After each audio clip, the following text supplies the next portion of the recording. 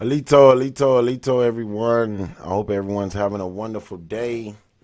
We got a little storm shoot by, nothing major. Let me see who we got in the chat. Let me get everything together. Make sure I can get everyone.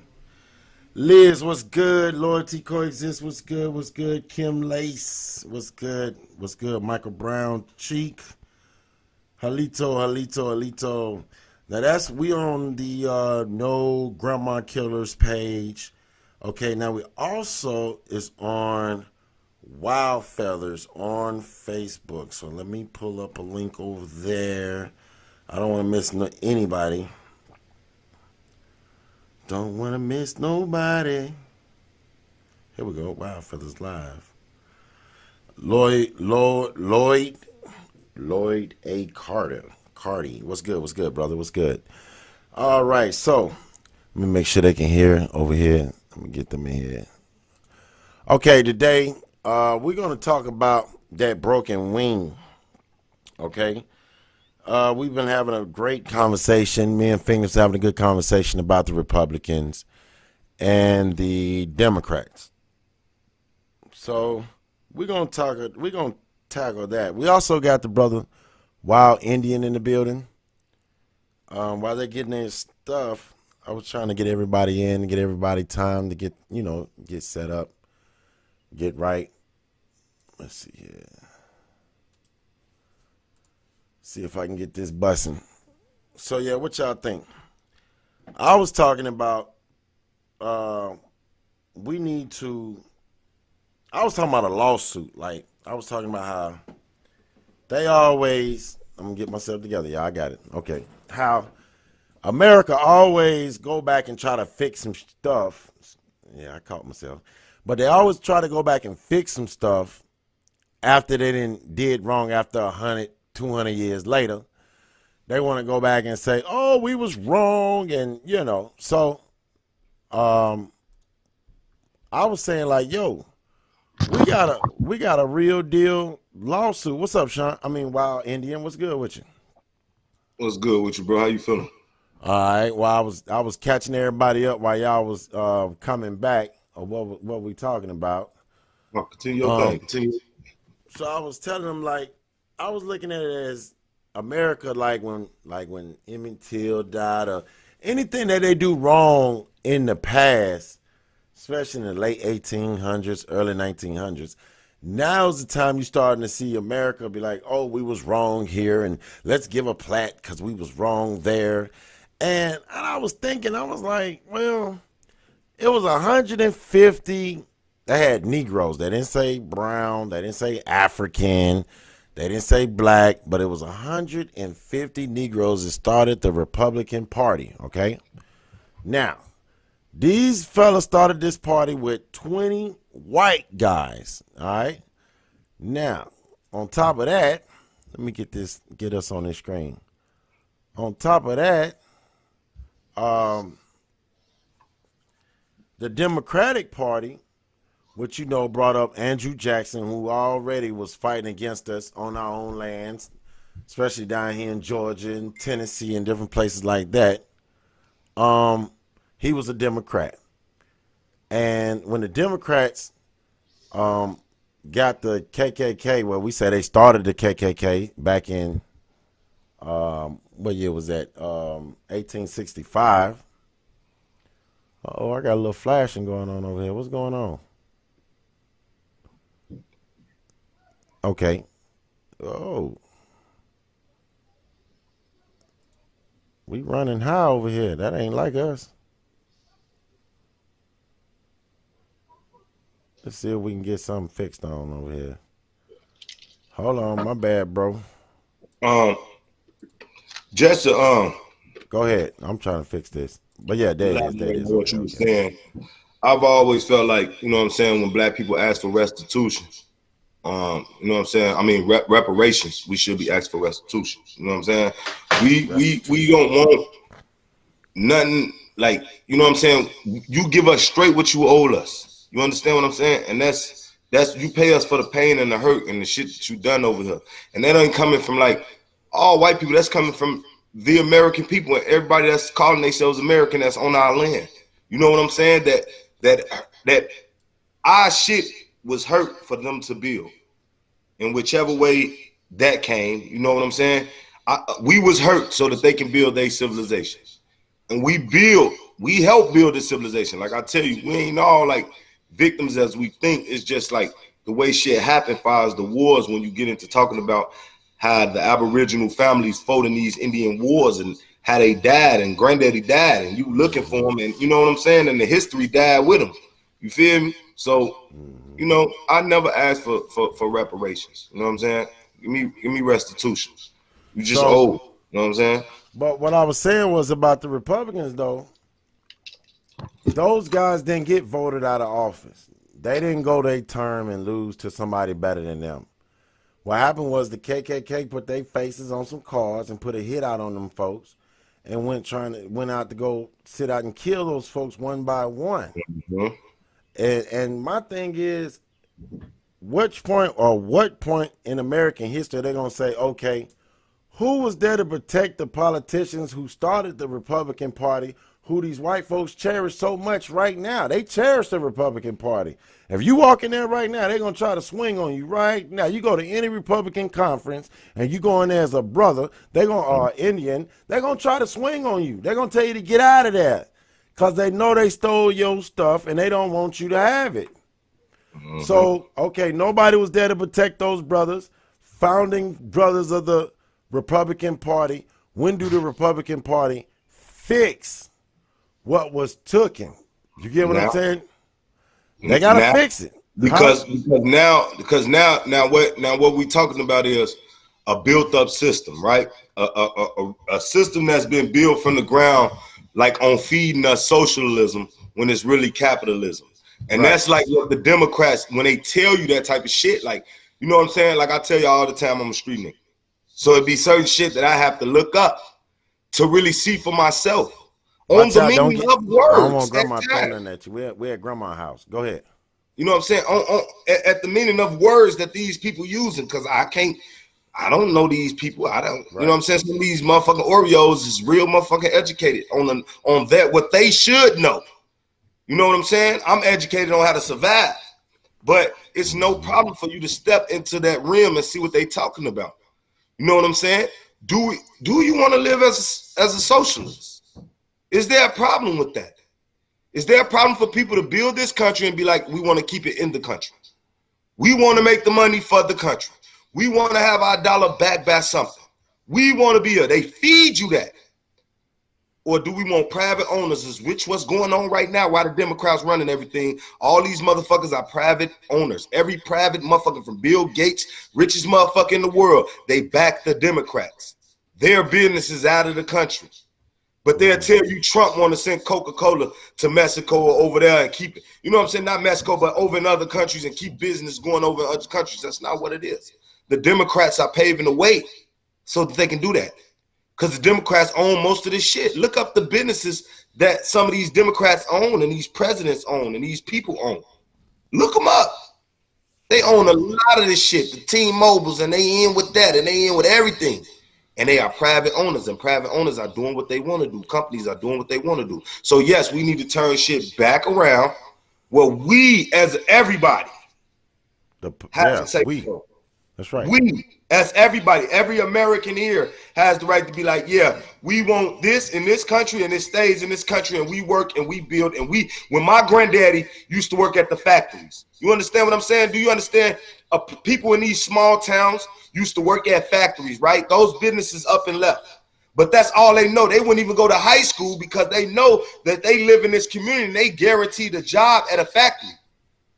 And they would be getting paid enough to live working at this factory, and they was okay with that. It's whole communities in Indiana, Illinois, and all over the South. We had factories, glass factories, and we was pumping oil. They still doing these type of things. These things have left because of Democrats. And you wonder why most of the people ain't educated. We was going out to working.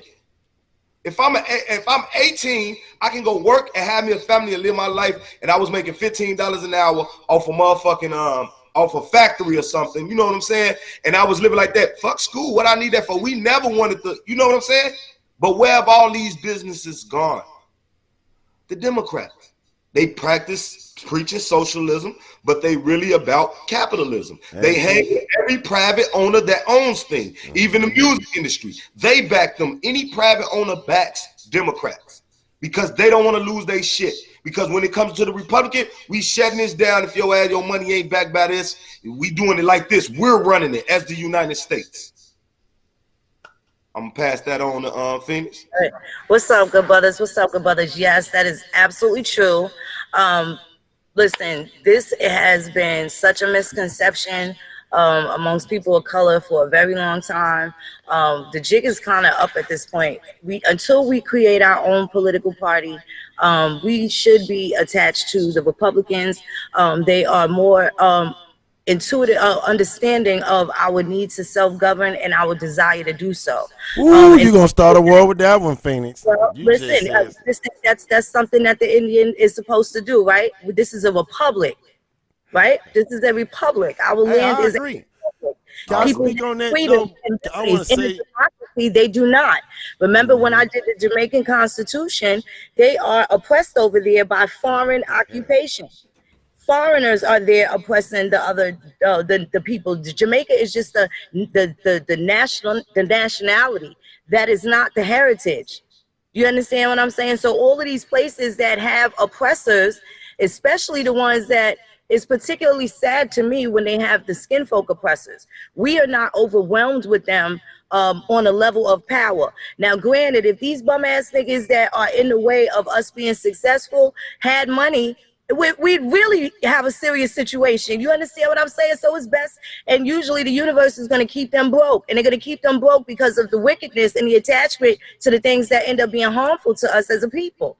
The Democratic Party, the Know Nothings, the Native American Party, they all were here, invited the other people over to come and enjoy our benefits. Even at the point where it was like, okay, you got to give the Indians their stuff now. No more slavery. Okay. Oh, all right. Fuck it. We just going to invite 100 million more of our people, our cousins. So now they have the men impregnating the women. They want a little bit of the miscegenation so that they can call their family members over and have a stake in your land.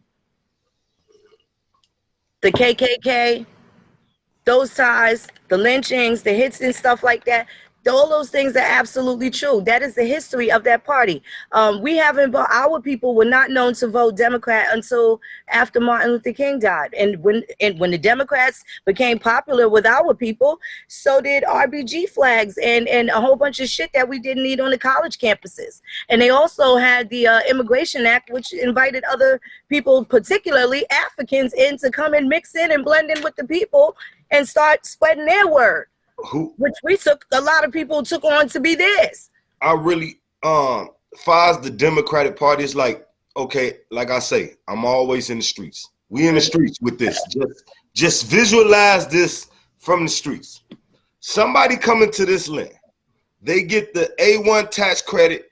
We got an embassy to protect them. We got one out here, or a little center out here that protects Chicago as a sanctuary for immigrants. And this is all pushed back. All these Democratic states are sanctuaries for immigrants. They push this foreign immigrant shit. This me just watching from the outside.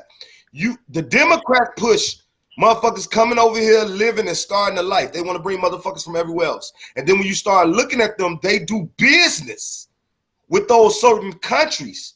So they land them a state here, telling them, yeah, it's okay, you good. There's a Chinatown to come to. There's a little village to come to. There's a place to come to. Let me put Coca-Cola here and charge your people 3 cents. This is capitalism. Wait a minute, Coca-Cola. Interesting that you talk about Coca-Cola. Let me show you a little something that I found out. And I was just, this is something else right here. In the lovely state of Georgia.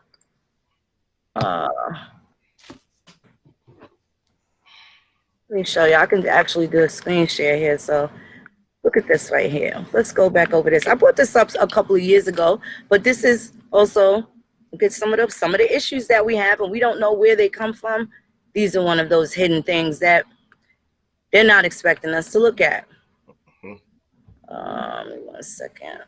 Pull this down right here.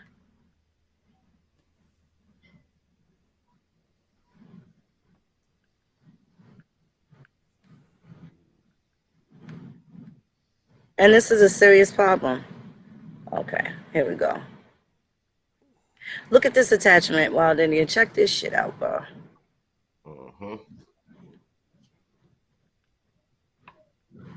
So this document right here, Georgia and South Africa. Now this is Georgia.org. You know, the peach is literally letting you know what Georgia they're talking about, not the one near Russia. This is in the USA. South Africa Economic Development Connection. The Embassy of the Republic of South Africa located in Washington, D.C. Now, if this doesn't make you understand that this is a corporation and they're not necessarily the state, right? What I mean by that, the people are the state. Your state is your country in which you live in. Okay, so listen to the language of this. It says the Embassy of the Republic of South Africa has jurisdiction over Georgia, Alabama, the District of Columbia, Florida, Louisiana, Maryland, Mississippi, Texas, Virginia, Puerto Rico, and the Virgin Islands. Mr. Ibrahim Wasul serves as ambassador of South Africa to the United States. South Africa Atlanta Business Association promotes business and trade between companies in Georgia and South Africa. Now we know why they fucking wearing kente cloths. Okay. Okay. Now you know why they wear fucking. They selling off each state, each country. They selling off each country. So now we need to look into the Georgia and the state of Western Cape, South Africa are both members. How can a state who's not a real person be a member of something? So that means you as a company, a corporation yourself would enter into a contract and you then would become the company and also a member. So now what does that say about Native Americans? Like they have membership versus us having kinship, right? Just to point that out. So now you have that. Now we need to check into some of these places. Who are the regional leaders summit? Quebec, Canada is involved. Shandong, China. I wonder if this has been updated because, you know, Trump don't put smash on them. You have Bavaria, Germany, Upper Austria, and Sao Paulo, Brazil. So what are they doing in Brazil? All of these are attached and it's happening in those places. So now they're talking about they're hiding. Anytime you see sustainable energy and development, that's always going to have something to do with the Indian or the minority, the so-called minority people of that particular place. Anytime you see sustainable energy and development, that may be where a lot of reparations end up coming from. So when the people are asking for whatever reparations that you have to not only know exactly who it is. So when if I am suing the state of Georgia, the United States is supposed to have a representative for me, for the people. So it would be the United States versus Georgia. It's not going to be Phoenix Moon versus Georgia. Do you understand what I'm saying? So when we are looking to learn how to process these people, now what we have to do is take that. We have to disassemble the Democrats. At this point, we have the power to now dictate exactly how it's going to go, whether it's Democrat or Republican, whatever the fancy is of you know, your political position that you think is best for you and your family. For whatever reason, one reason or another, that is absolutely your right, and no one can take that from you. It's actually violating your rights in the instance that I try to deny you from being a Democrat, if that is what you choose to be. However, if it contradicts or is repugnant to what my rights are and it violates me, then this is how we the people are going to be able to disassemble a lot of these bodies that have become this super monster, the super predator, right, of a machine that has been taking us down. So now that we have all of these solutions, there's really no reason for us to be mad and every reason for us to be active. We know who the enemy is now. We're not shadow boxing. So this is what it makes sense for all the other communities. The Pan-African, when they talk about the unity, that is the only unity that we are really obligated to abide by. And it's one that where none of us are oppressed, because our agreement is to give us your tired and your poor. You're hungry and yearning to be free. We've already invited people over to come and enjoy the benefits, the food, the medicine, the women, the people, the strong men, the vegetation, everything that everybody loves from our nation, that they want to give us so little of everything that we have in abundance. So now we have the opportunity to turn around the 1%. The 99% is the one that takes back what is available. You got to know where it's coming from. So where your reparations coming from? Would it come from the United States Department of Commerce? Perhaps because they fucked up the census. Will it come from out of sustainable energy? Perhaps because they failed for some of the infrastructure that long ago was already established that, you know, unfortunately they couldn't fight every battle. But now we have enough people to set up in different places where we are controlling the narrative for real, for real. Not sitting here crying, talking about they killing us. We got all the power and we need to take it back. Period. Yeah. I really think that like I say about like the Democratic Party, I just been over the past few days really like myself. I like I told you, the far as I went in this shit is in school, learning the goddamn Constitution, taking that little test, and that's as far as we go. They make sure of that. That's as far as we go with this shit. So over the past few days, I really just like so tired of hearing, you know what I'm saying, about Democrats and Republicans. So I started searching certain shit and started seeing the Democrats is the ones who pushing all the bullshit. Right. From the connection to Thailand that we were talking about. How do you feel about, and then some of the attachment to the crimes against American Indians here that's committed by foreign entities, other bullies that we don't even, a lot of what people. You said when we was talking about the Thailand thing and what I really was like, you know, when you see that the Democrats are in Thailand working the way that they are, through a little petty ass treaty that we know they're not following, but gives them a lot of power over there. Right. The treaty does. It don't give them the land, but it gives them the power. They just don't want the land taken, snuck and taken from their ass, so they put that in there. But it gives them a lot of power. They over there working, and a lot of sex trafficking going through Thailand.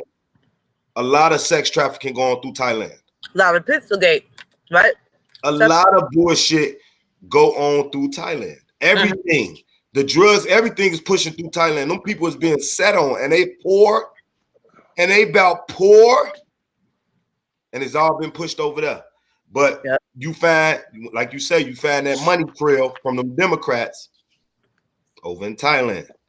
That's right.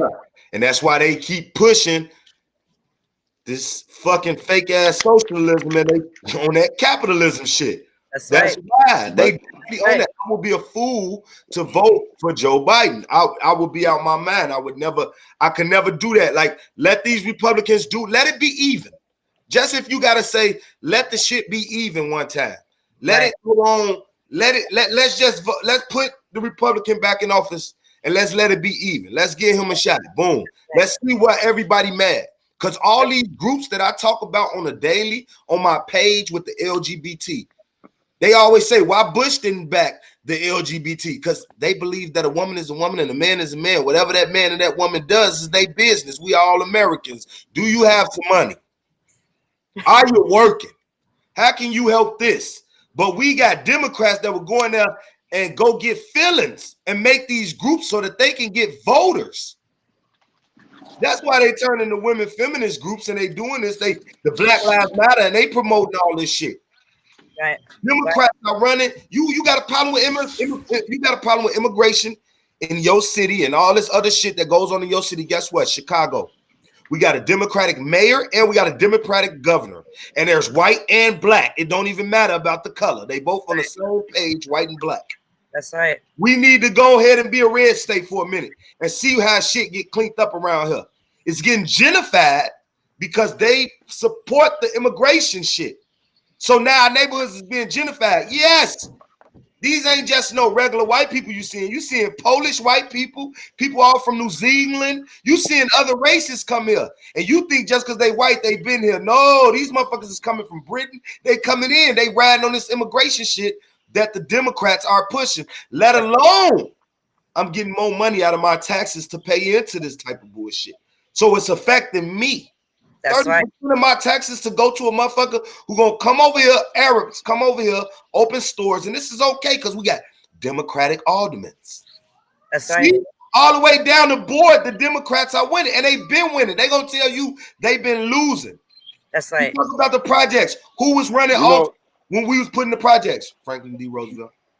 Oh shit, He passed a whole law behind this public housing bullshit. And the New Deal was regarding Indians. That was the Indians off reservation. They were supposed to re-enumerate us correctly during the 1930s, and they neglected to do that in certain places. I know to this day, New York, which is a colony till this day, as indicated in the Constitution that was even revised or amended in 2014, they say that the people that basically coming from other states shall have a census every 5 years. So they have a quintennial census that they do for New York State. And a lot of people don't even know about that. They don't even know about the state census that also identifies people. Certain places like Alabama had them every 2 years. New York was every 5. Other states had different numbers of, increments in when they would do their state census. And at that point, not only during the state census were we supposed to be, because they sent us with the New Deal, they sent people from all other places, the South, especially from the South into the industrial cities where they can easily get educated now. They have good roads and stuff. They had to get us out the South so they can make it harder for people. They had to get us out of our ancestral lands to send us to the cities so that the generations would forget that they had something back home. Democrats, right? Okay. So now also this is under the influence as they are gaining political power. Now you have them as the judges, you have them as the sheriffs, you have them and they're all they were KKK members from the earlier days. So anyway, when during the census, no one forced the issue to be re-enumerated coming from places where they were already misclassified. They were coming from places where they were already misclassified. So in the fine print, there's all these little nano lawsuits that we can apply and we can attach them to these people for tangible reasons. So now the Democratic Party, first, let me start by sharing this screen first, because I want to show you, I'm going to go to Dun & Bradstreet. And let me get this. I'm going to go to Dun & Bradstreet just so you see that while we are speaking about Thailand,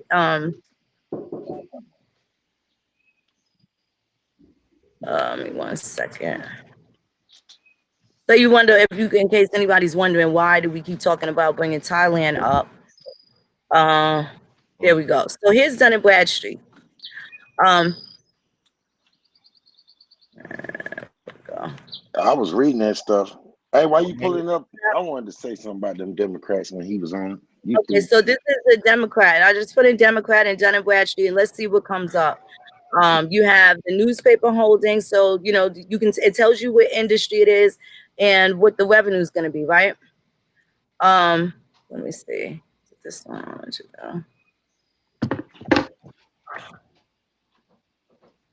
maybe more specific in the search criteria. Let's see. Is it coming in? All right, here we go. It's gonna come in all caps. Okay, so check this out. Democrat Party. Membership, organization. So now you know that this is, it tells you location type, independent. Kaya, Thai, Bangkok, Thailand. Yeah, and I looked at that. That's crazy. Revenue for this. That's crazy. So now you have all of these different organizations. This is in Danville, Illinois. So you have the Vermilion County Democrat Party. Okay, and their sales revenue was only $136K. So that means that they're probably more of a red community versus a Democratic community. Now you have Bernalillo County, and this is in Albuquerque, New Mexico, also a membership organization that is independent. The United States Democrat Party, and this is out of San Diego. Okay, this is your GOP, and you don't have your GOP. You got your Florida Democrat Party, Scioto County. These are the places where they have set up strategically in neighborhoods in different various places. Okay, so this is the British version of in Ilford, United Kingdom. They also have a liberal Democrat Party. Then you have Tuscola, Illinois, and it tells you exactly where these places are. Normally, you'll be able to see what the profits are that they've been making, or the one, I don't know, if they're probably cooking books. So you may not ever know the exact dollar amount. But we have to start getting some of these laws created, and we have to make sure that when they put these laws, for instance, they're looking to do Amy Cooper law. And the Amy Cooper law is based off the Karen, why Karen, right? I know you guys heard about Karen why, or why Karen. Karen is the one that calls the cops and says, hey, a black guy's staring at me, trying to take my pocketbook. They're going to be charged with hate crimes if they pick up the phone and try to waste you out the park and describe you as a black anything or African-American anything. So now this is the law that they're looking to pass. Governor Cuomo wants this done in New York. So he sends shots down to the legislature in the state of New York to have this built up and have this done. It hasn't been enacted yet, but our people that are in these places, in these specific districts, need to be going to their assemblymen and their representatives to make sure that it's tailored the way that they want it. These laws to their neighborhoods. Right. These laws are only being passed for immigrants. Understand that, American. That's because our people haven't been involved, and we hire immigrants as our representatives, and they only talking for their people. They only these kids take close and shit. They ain't got nothing to do with you, nigga. It's showing up, don't. It ain't got nothing to do with, and they know it ain't got nothing to do with you. Sean, they know that it's Africans. I want to get that image out your head. Africans don't own Kente, bro. The Dutch. You say what? Kente. Africans. Well, look, I don't. If it's an African thing, I know it ain't our thing. That's what I'm gonna say. The Dutch. They not Dutch thing. Look, that's their thing. But they own it. They know how they got us looking at it like it's the African thing. Literally, it's pilgrims. Oh, I'm cursing. Literally, we ain't got shit to do with that. They ain't doing none of that for us. These laws that's being passed, that they trying to get equal rights. They trying to get equal rights for the immigrants. They are working in this country. But go ahead. I wanted to hit y'all with it. The Democrats, they are like a gang going down the neighborhood, telling all the businesses, you gotta pay, or we ain't gonna protect your business, and then we gonna be the ones to come destroy your business. You gotta double up, coach. I hear you twice. Oh, you hear me twice? Let me go see if this mute on. Hold on.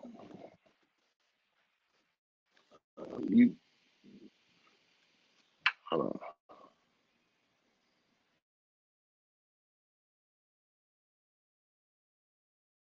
Yes, sir. Yes, sir. There you go. All right. I got you. So, what I was trying to get to was the people, the Democrats is like a gang in a community.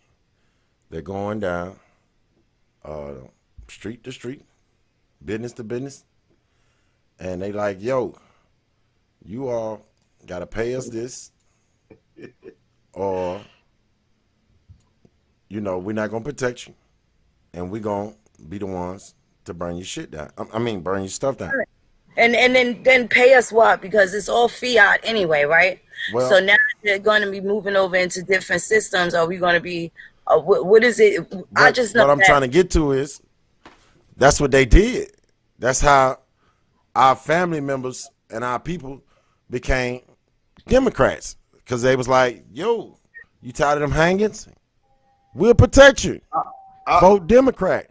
I think that it was a lot to do with the need, like when I listen to you and I listen to Phoenix and I listen to a lot of the history that y'all speak out when y'all speak, you feel me, on the wars and things, and how we lost land over law, and how we got to that point in the 1940s where we needed Roosevelt to give us a place to live, and how we thought it was golden, because now you got a lot of granddaddies that died in the wars and then just got killed and all type of shit. So now they like, you know, these women are struggling and people are struggling in general. We struggling to still be black families at this time. So in the 1940s, the Democrat came up with, let's put them in here. You see what I'm saying? Let's give them something. 1934. Now this is after they did the Bankruptcy Act of 1933. Okay. This is where they were crashing the stock market also after Sarah Rector lost her fortune, and they the Great Depression. So this was also like a different type of welfare, but they didn't necessarily give us the projects because a lot of our people didn't qualify. Exactly. And I'm gonna tell you something. They did not qualify. I got this story firsthand from my grandmother. I looked at some myself. They did not qualify if they had an arrest record, never mind a felony. So your uncle couldn't live with your grandmother or your mother if they were in a project when they first established. The projects wasn't for us. It was for immigrants. For the immigrants. It was for The Chinese. immigrants. We were already in those neighborhoods, and they pushed our people into Our Brooklyn. people- They were our already people- here in Manhattan and other places, and they pushed them into other boroughs as far as Our Stateway. people. Wait. Listen, check this out. Stateway Gardens. Our people, when the immigrants first got over, which the Democrats did pass them because they wanted a place for them to live, and there was a lot of white immigrants standing there at first, right? But then blacks, we started standing. It was offered to us. Now, understand this: how black voters work. You give us something, and we fucking with you. Yeah. They gave us a place where we had our people was being drugged around. They didn't have a place to live, and families was living on top of families in grandma's house. A time for you to go get your own apartment and be able to take care of your kids. And guess what? All blacks are living there. Oh, great. That's good for us at this time. We chilling. All And blacks is then living west. Wow. after a while, they gave us something. And then as the Democrats went on, because this who went on with it, they fucked us over. And us moving in there, they played. Now we called it a project. They don't know what it's that. We knew it was a project, a game being played on us. That shit was more killing. They talk about the killing in Chicago now. Man, when that shit was up, that shit was terrible. Fuck going down. You can't make it to the next building. I'm trying to tell you, Stateway was a beast. It was all over America. But hold the on, though. did that. They raised these wolves. And right when the Republicans got in office, they tore the shit down and they released the hounds. That's what the Democrats built y'all like this. 1 second. They made 1 second. Before you get to that point, those Stateway Gardens, those projects is so small, bro. They wasn't for us. Like you say, when you say the immigrants, my grandma used to tell me this all the time. But we used to go over there on 55th to go to the bakery, right there, the bread store, right there before you get the that's my block. right before you get the station. Right. So she used to say, and this for we knew anything about what we talking about now. She used to say, baby, they put all the Chinese in there. She said it was full of Chinese. And she said the Chinese didn't want to live like that no more. And they came up out of there, and them places was vacant. And they saw all those what's the names, all those little programs came up. But they got in them projects. They got the Hillets. The Chinese own the Hillets projects on 21st right now. Well, they down there by where they at too, though. They got Chinatown right down there. With our projects, what I'm saying, they own it now. It's not a project. The government don't own it. Those buildings they bought it. Sold to the Asians. They bought it. Well, you know, the South Side as well, the people where we actually, the parents made it, they had good jobs and stuff. And like all of the South Side, those are very expensive homes. One block in the ghetto on Woodlawn buy me at least 100 acres of land down here in the South. Man, the mortgage of everything. And I used to listen to one house. My people tell me on Ashland through Inglewood, West Inglewood was all white. They used to live down here. Right. That was all white. We got all that. I'm just saying, you can't say that we still 13% over all these years. You crazy. Oh, no. No, this what they say. This what they say. Oh, no, ain't no way. Why do we really matter then? If we 13%, our vote wouldn't even fucking. We're not 13%. They only count. I understand that. I know that. If you only count 3/5 of it, you be 13%. Then it's the other 2/5 that ain't gonna count. A lot of these immigrants ain't got their green cards yet. They can't vote. Understand that. So it's still on you. How many brothers is just avoiding the system? Ain't got no identifications, no nothing. Just out here blinkety blank. A lot, bro. Niggas be getting out of jail, don't got nothing. Can't get don't go get nothing. Don't even try to get it. Yeah. First of all, when they get out of jail, they have a disability, especially if they went to prison and done, I think it has to be 2 years by Social Security standards. You have a fucking disability. Why are they sending people? What is on the parole contract that people sign and go out and be pressured to look for a job for a bunch of people that don't want to hire them? Right? You make a contract with them. I've been asking for 14 years for somebody to send me. I just want to know what it says, because how do these people have the right to harass you and do all of this stuff after you paid your so-called debt to society? So it's kind of easy to figure out when it's on the federal level, because everything is completely transparent. The Department of Justice, the U.S. codes are pretty set and available to view. Sans case law and stuff like that. You certainly need that to support anything that you're looking to do. But the situation that you are able to control, as far as 13 people go to Target to get a job when they're on parole, if they all get turned down and they have any suspicion, even if it's just a feeling that they were discriminated against because of color or because they're felony, 13 people could start a class action lawsuit.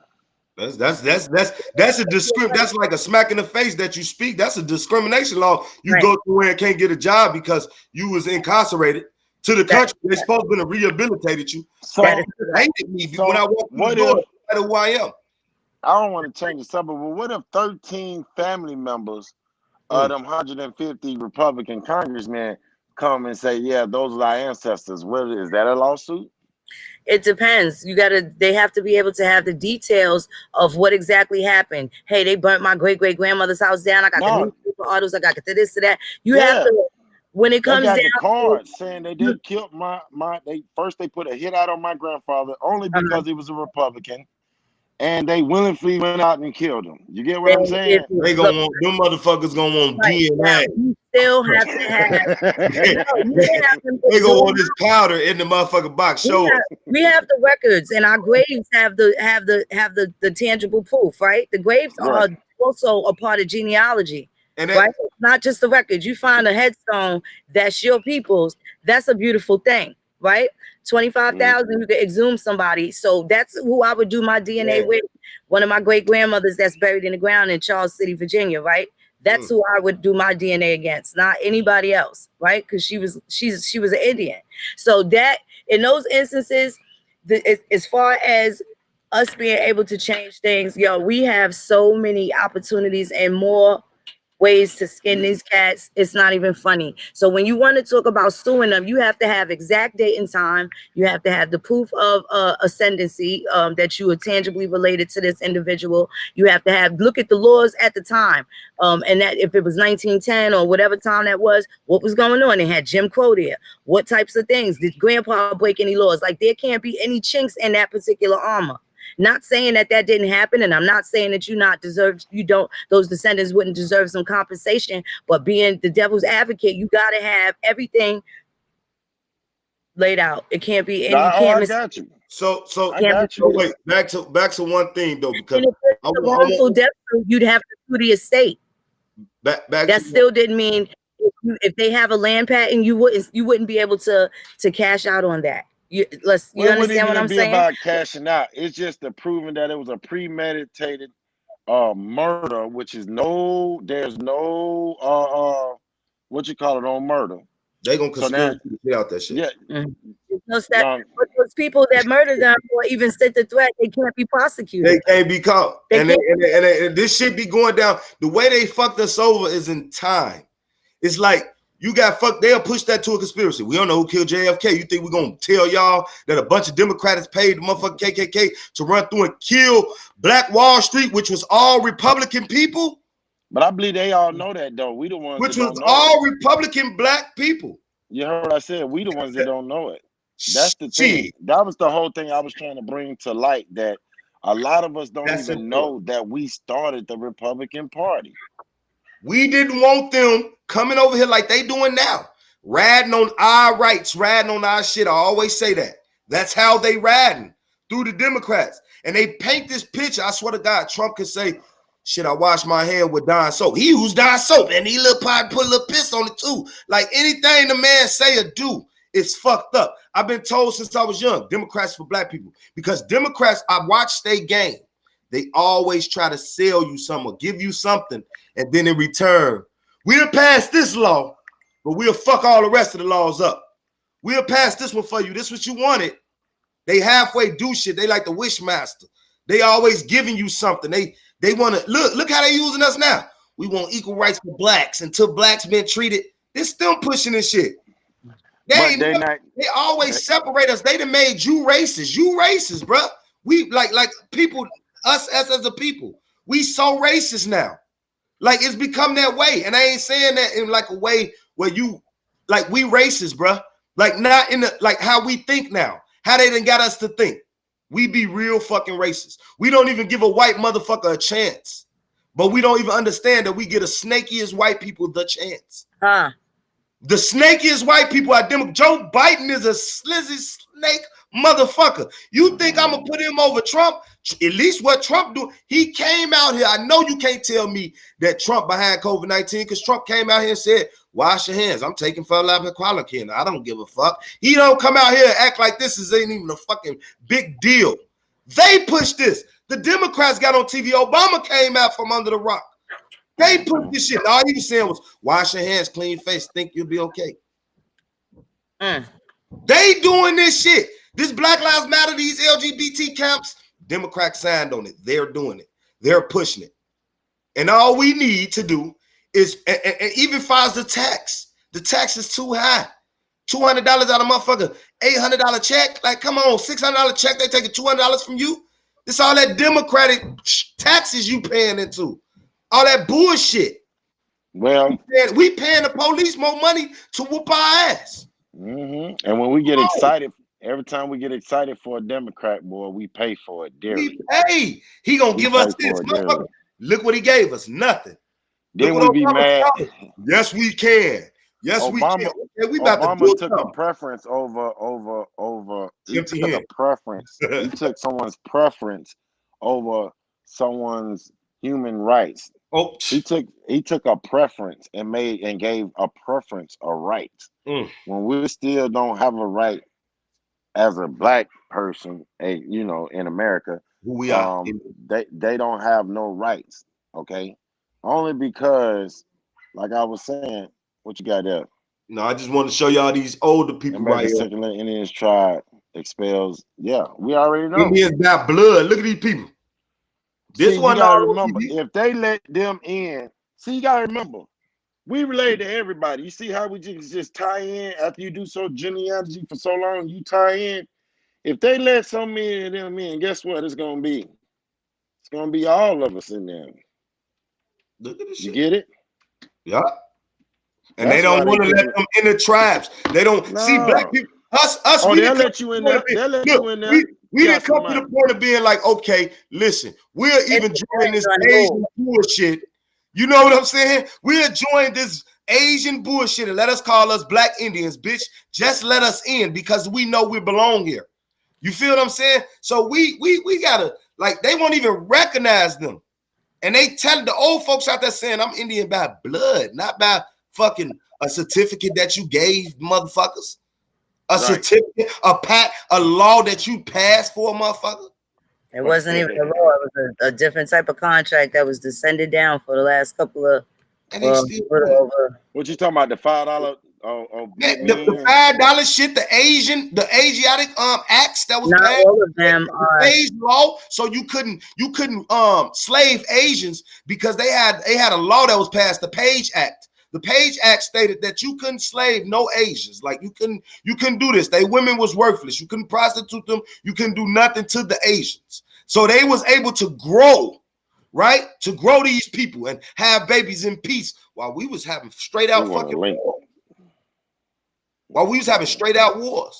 Not that people weren't being racist to them, but we was having flash out wars. And guess who the Asians went to first?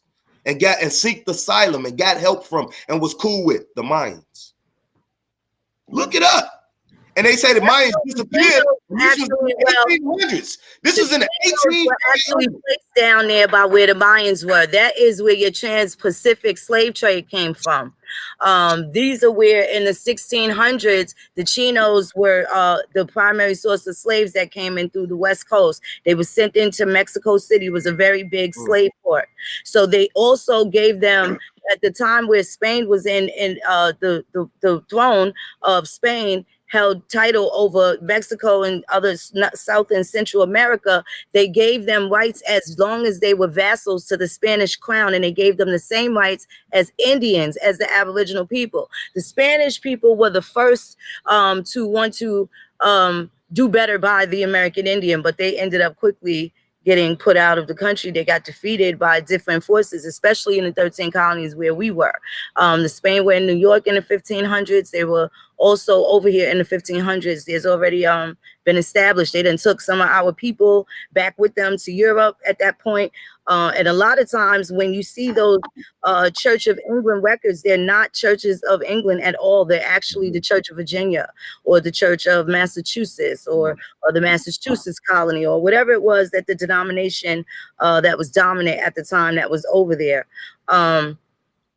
Still, always suffrage was always a big deal. So now what does it say in terms of suffrage? What are we looking at in the Constitution? Those are where we learn what our voting rights are. Each person in their state, there's always going to be an article that is relative specifically just for your part in self-governing. You always look at the preamble of your state constitution. The preamble is basically the mission statement of what your state / country that you were born in, which could be New York, which could be Chicago, Illinois, Georgia. Those are all countries.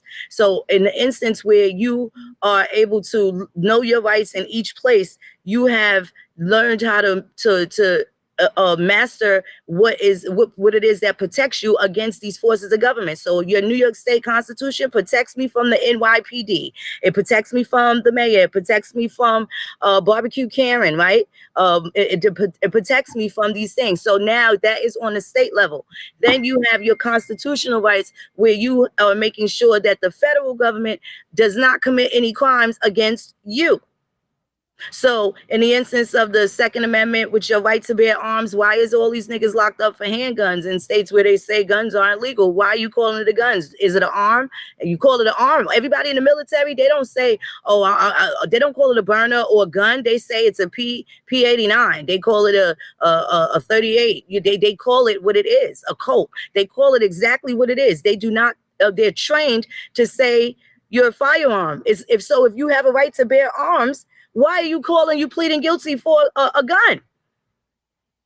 What are your rights that protect you against that? You got to start on your state level. It has to be where you are at. Now tell me this, though. I just want to throw this out there. I want to ask a few questions because I might be a little, off on it. But if I can a person come here, and this just me, can a person come here and vote from another country? Just come over here and vote. Can they do that? No. Okay. So if I was to sign a piece of paperwork to join something and give up my ID and give up my social and everything, I can't vote, right? Say that one more time. If I was to join the organization and give up my ID and my social, I cannot vote anymore, right? If you're not registered, no, you wouldn't be able to. As long as you're registered, it doesn't matter. Your voter's registration doesn't require you to give your social security number. Only an allegiance to a specific. I'm just making like okay. So if I got some piece of paperwork and it went to Switzerland and I got citizenship in Europe, you're not voting over here. Okay. In Europe. I just wanted to say that because it's somebody in my inbox that asking me, and I didn't want to say this, but he asked me if he become a Moor, could he vote? Of course. He's not going to become a Moroccan citizen.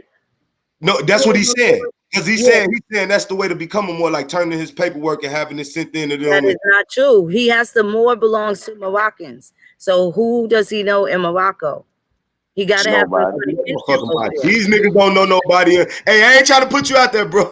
But you don't know no motherfucking body. I already talked about they do them non-Hague states. That's what they do. Yeah. Non-Hague. There's no way. You have to have Moorish ancestry. If they're truly Moors, their names are not going to be L's and Bays. If they are truly Moors, they have descended names of Germans, of French, because they ruled Europe for 700 years, right? So who came over here? The Germans, the French, the Habsburgs, right? We're the Moors that have a great-great-great-great-great-grandmother named Fugenglaja or Haagen-Dazs. We're them that have the Fidel El Castro de Ponce de Leon de Toro El such and such de La Sol. We me do. They don't have those names. They are not telling the truth. They don't have Spanish last names. They don't have Arabic last names. And those people still have descendants. The people from the last stronghold, they still have names. What are their names? How are you kin to them? And they have to prove that. You can't be a Moor in America without having Moorish ancestry. And that Leander Perez, that terrorist that was in New Orleans, was a Moor. He was a descendant of the Spanish Moors, and he used that to run shit in Louisiana. And he sat in that county and terrorized the whole nation. even leading up to JFK's death, and also Senator Boggs, which the Democratic President Bill Clinton was the limo driver that took Senator Boggs to the airport that day. His plane went down. These Democrats, gotta watch these Democrats. Hey, I just want to say about what's your take on Bill Clinton? Crew cut, you got to take on Bill Clinton, the best president for blacks that have ever been in office. Who said that? And said he was the best president for blacks? I hear black people saying that shit. Because he hit some and he got some head in the White House. That made him the best president. I want to know, because black people love saying he was just black. So yeah, and he moved into Harlem. I think that's so you had the president that started the war on drugs, and they started, and then after they already caught their first charges and second charges, they ended it with the 3 strikes and you out. Now that was Clinton. That's your boy. All the time Clinton was selling drugs though. All the time Clinton was selling drugs to Arkansas and everything, just to let that be known. But even if he was selling it, if he wasn't. He pushed the 3 strikes and you out. So brothers knew once they got that 3rd strike.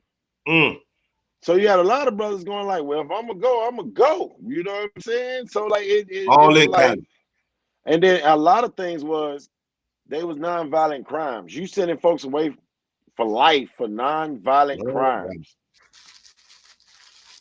Nonviolent. Just because you didn't get no money off of it. That's what it is.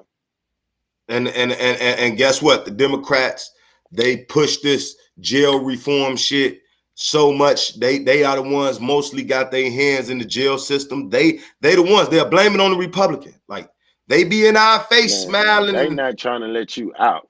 They got their hands in the jail system and the laws to put your ass in the jail system, but they act nice enough to let you break laws.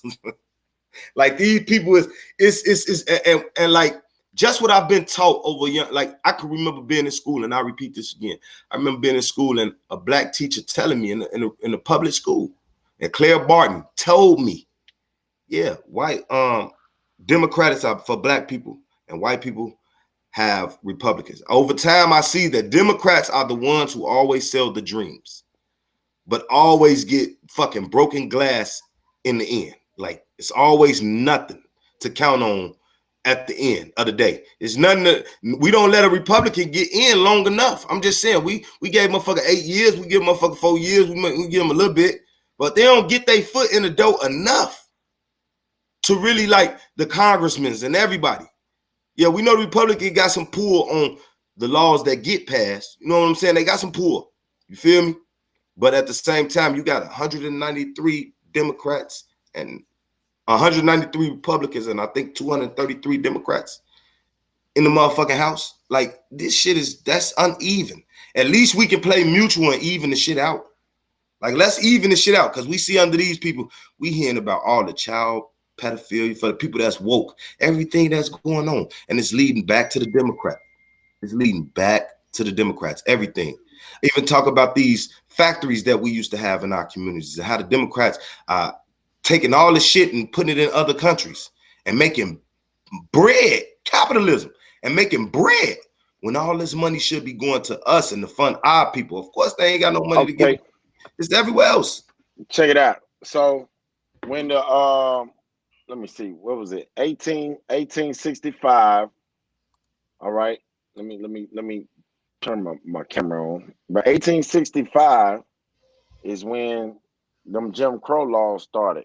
And that's the same time the KKK came in power, same time with the Democrats used the KKK to fight do all their dirty work.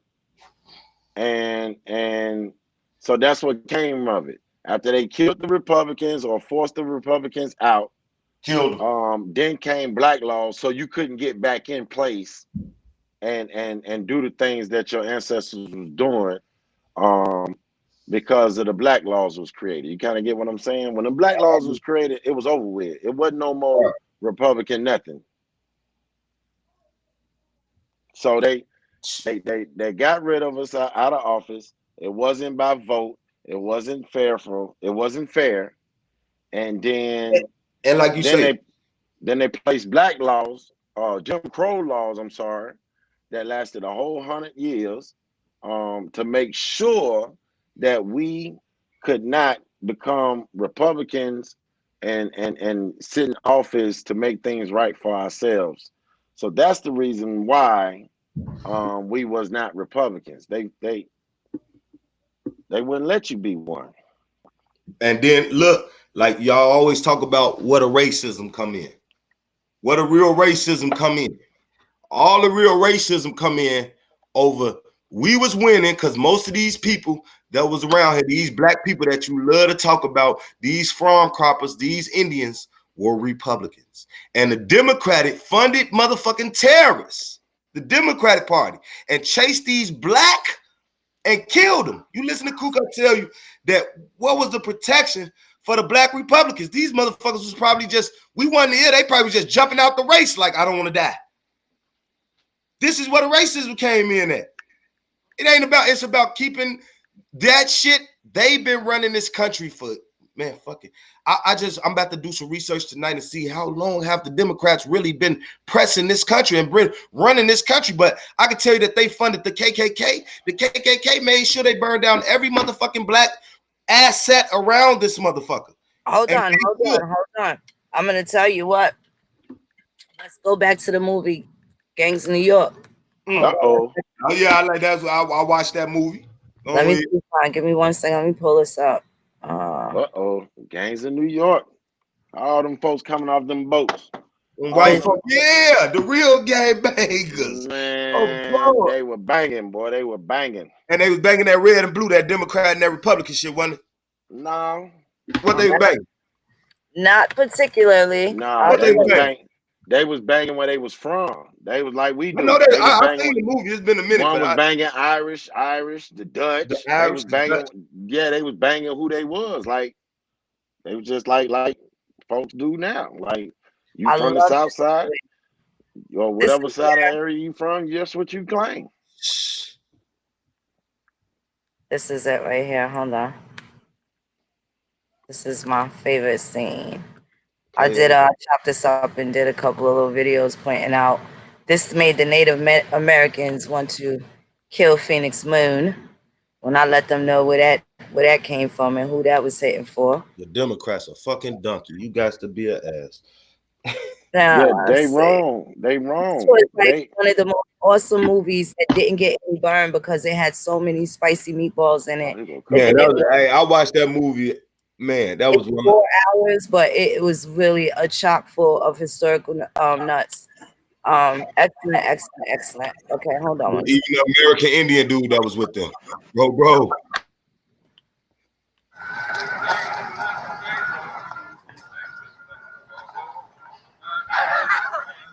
Sorry, boys. Okay, see that shit.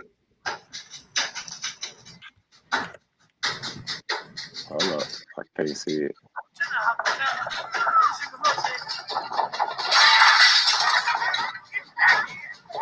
5 fights. Paradise Square.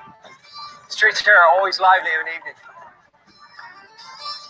Who are the gangs around now? We've got the Daybreak Boys and the Swamp Angels. They work the river looting ships. The Frog Hollow Shanghai sailors down around the Bloody Angle. Shark Tales was rough for a while, but they become a bunch of jack-rolling dandies, lollering around Murderer's Alley looking like Chinamen. Hellcat Maggie, she tried to open her own grog shop, but she drunk up all her own liquor and got thrown out on the street. Now she's on the lay for edit. There's a plug uglies, they're from somewhere deep in the old country. Got their own language, no one understands what they're saying. They love to fight the cops. And the night walkers, the rag pickers rogue. They work on their backs and kill with their hands. They're so scurvy under the plug uglies to talk to them. But who knows what they're saying? The slaughterhousers and the Broadway twisters. They're a fine bunch of bingo boys. And the little 40 thieves. I used to run with them for a while. So they got took over by Bendrick the cockroach and his red-eyed buggers. Bendrick carries a germ. If you try to leave the gang, they say he hacks up blood on you. The life sisters are nothing but a bunch of rapacious grab-ups. True blue Americans call themselves a gang, but all they really do is stand around on corners damning England. Any of them got the sand of the dead rabbits.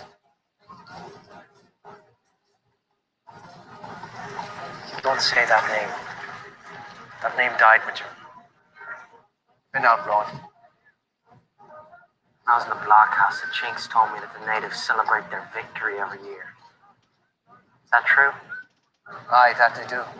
It's quite the affair. I'm sure himself's got to invite you. Now, who are the natives that he's talking about?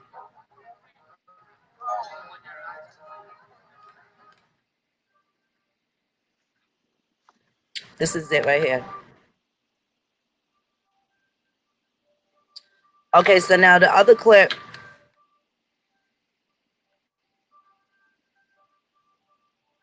There's another clip that describes the climate in New York City at that time, right? But what it talks about politically, listen to the people that they are saying are the natives. You see what I'm saying? They're not So the he said, Indians. he said Chinese folks, didn't he? He talked about Chinese also, but that's not who he was calling the natives. This is your natives right here. This is why I always talked about it being important. When I was in New York, I wanted to be able to work on a political party because of the Native Americans starting the Know Nothing Party with these foreign motherfuckers fighting over beer. If you notice, he said the true Americans, blah, blah, blah, they just hate England. They love this land and they just hate England. So they're not the true Americans because the Indians, most of the coastal Indians, had a relationship and treaties with England. So that's not the natives that they're talking about. These are the natives that they are speaking of. And these are also the Native Americans, whether they look like how the butcher looks or not.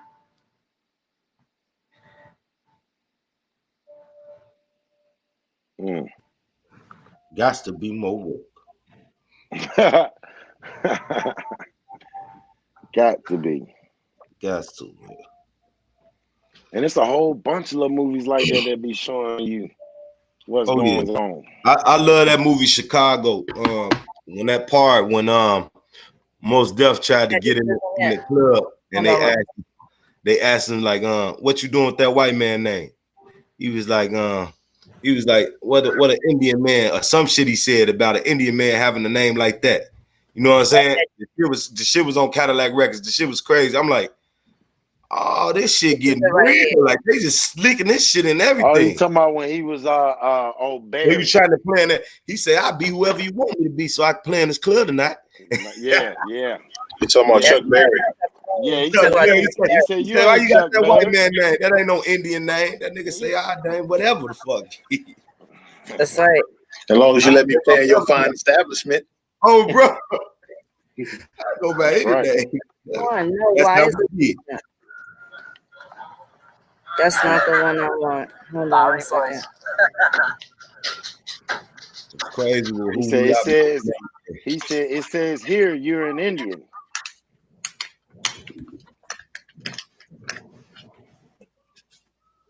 And the rights, all them rights and all them laws are still there. We just gotta wake up to who really hurting us, and they really looking like friends. Grandma and grandpa say don't trust a white man in a suit. We done been trusting this motherfucker with a smile on his face. I'd rather you be looking at me disappointed and bring me the news than to be smiling at me and bring me the fucked up shit or hide it from me. I'd rather just at least everything. If you look at it though, if you come and kill my people, which started the Republican Party, I'm gonna automatically go to the other party. You get what I'm saying? Because it's not even that though. You killed my folks though. Then they offered you something at a time when you was hurting. 19, can you imagine what was going on before we got public housing all in the 1920s and shit? We dealing with this integration shit. Can't even go to schools, and they finally give us an area for justice. We had great grandparents that was still alive. We wasn't out there in the street all messed up. Oh, I know, but I'm saying the people that had people that was dead though, that had grandpas that did die in the wars, and they was living poor. Like they was just looking. That's when we moved up here though. You see what I'm saying? Most of that shit up here. That's when we moved up this way, and when we moved up this way, we didn't have a lot of our own shit up here. Them niggas, we go your neighbors. Don't hear about a lot of the shit that we did have up here in neighborhood. Here y'all go. Blow that screen up. That nigga was a son bitch too.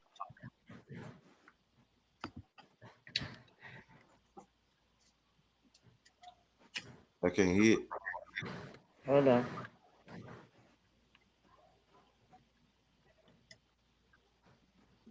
You can't hear it? Yeah, I got it.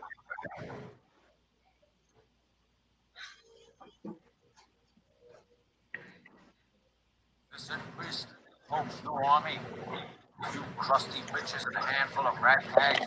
I know, Bill. I swore this was a battle between warriors and the books. Hold on. You tunnel guard! The plumberly! The shirt tails!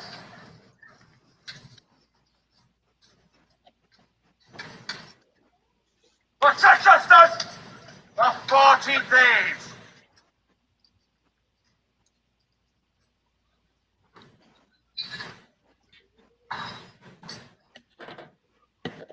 White boy always want to kill something. They ready to kill something. Yeah, bro, they always want to kill something.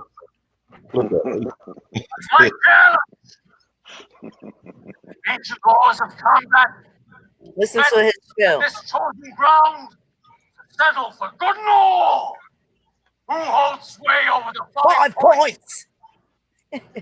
Us natives, born rightwise, this fine land, for the foreign hordes defiling it. This is how they felt. Because they was born now. That's why they felt that they were entitled. Those are the ones that hated England. They're not the Americans. These are the ones that now refer to as Europeans. That's your 1828 definition, Part B. So these old niggas that was born here with the top hats. Yep. Yeah. They call themselves natives. They keep telling folks. It's a Native American political party right here. Them know nothings. Them white Afrikaners. And all the immigrants come off the boat mad, which is their people too.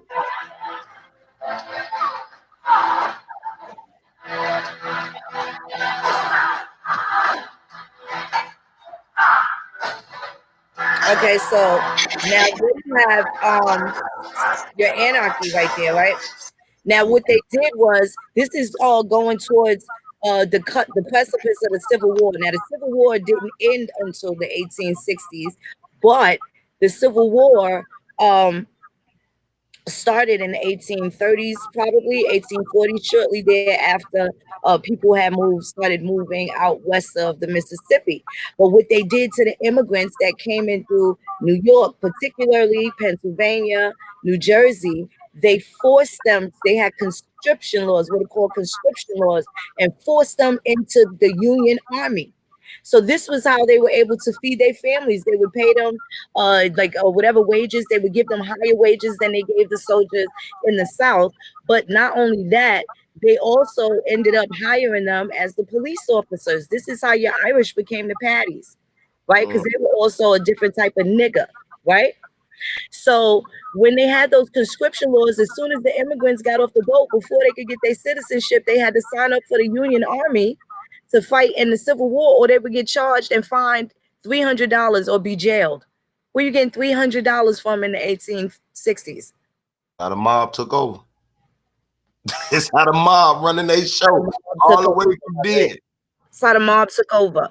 The Native Irish, Russian, Chicago, and the South. That's right. What's up, Cuzzo? Halito, beloved. Man, I'm bugging off of this right here. The Democrat and the Republican thing, y'all don't really have nothing to do with us. Because we're American Indians.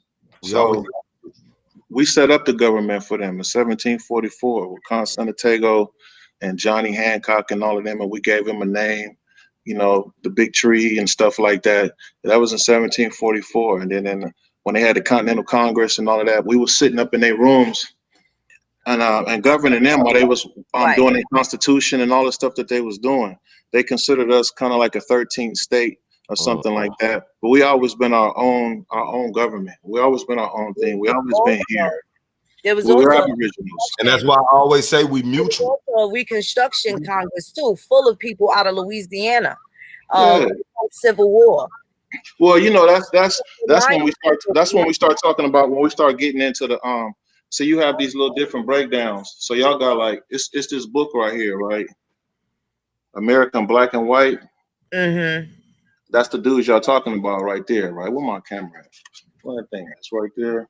Yeah. You know, I just spent my little 500 on this little computer, so it seemed like it's working good. I'm about to tear some ass up now. But anyway, so we got America Black and White, right? And then the young wild Indian was talking about this right here. Who wants to be a Democrat? Who's a Democrat, right? So I'm gonna go back and forth, but this is the post that they put out to get us to join the Democratic Party, okay? And what they did was they said, you had this cat. It was in 1932. Said returning to the historical timeline by 1932, Republican Herbert Hoover, for the Hoovers out here, had finished his first term as president and was running for re-election. His challenger was Democrat Franklin D. Roosevelt. In that election, Roosevelt, in an unusual move, invited Black Americans to vote Democrat. Okay. Roosevelt understood his party, however, and made only subtle overtures to Black Americans while avoiding any overt civil rights promises. So he got you over there without giving you any promises. Okay. So how did Black Americans respond to Roosevelt's invitation to join the Democrats? They printed and distributed a special handbill. At the bottom, its caption read, "Who's a Democrat?" Most would assume this to be a question. However, it was not. It was a declaration rather than a question. Notice the exclamation mark rather than the question mark at the end of the caption. So what statement was being made here about the Democrats? So what happened was, I'm trying to find this article, because what he did was, I think it's right here. Headline. Basically, what he did was he invited a black man to come. He invited a black man to the White House, right? So since the Democratic Party, Roosevelt invited a black man to the White House to come down and sit and eat with him. I think it was Booker T. Washington, right? He brought him down to sit down and eat with him, or the boy is one of them, to sit down and eat with him. When everybody saw that the Democrat invited a black man in the White House, then everybody started, oh, we're going to the Democratic Party. And so that's really how people switched over to come to the Democratic Party. Hey. It's a trick that was being done, because you got to understand that back in the early colonial times in the 1800s and stuff like that, they would use articles, you know how we use flyers and stuff like that. They didn't have TV and stuff like that, so they used flyers and newspapers and stuff like that. So when TV and stuff like that start popping, and you just see a nigga in the White House, you know what I'm saying? TV is grabbing everybody's attention. Yeah, they showing you what you want. Like I always ask people, tell me what you want, what you inspire, that you like. You know, tell me what you want, and it has to be something you ain't never seen on TV before. You can't even go on a vacation. They give them away. It's just something you ain't never seen on TV. You never read in no magazine. Tell me what you want. You can't find it. Does it have to? Because if you can't tell me anything else other than what we normally see on TV and in the magazines, well, you've been fed you've been fed everything. All your beliefs, all your future, all your dreams, your heaven. Somebody else is feeding that to you. And so that's what happened with that postcard when they put up who's a Democrat, right? And then they actually saying that it wasn't no question, it was actually a statement.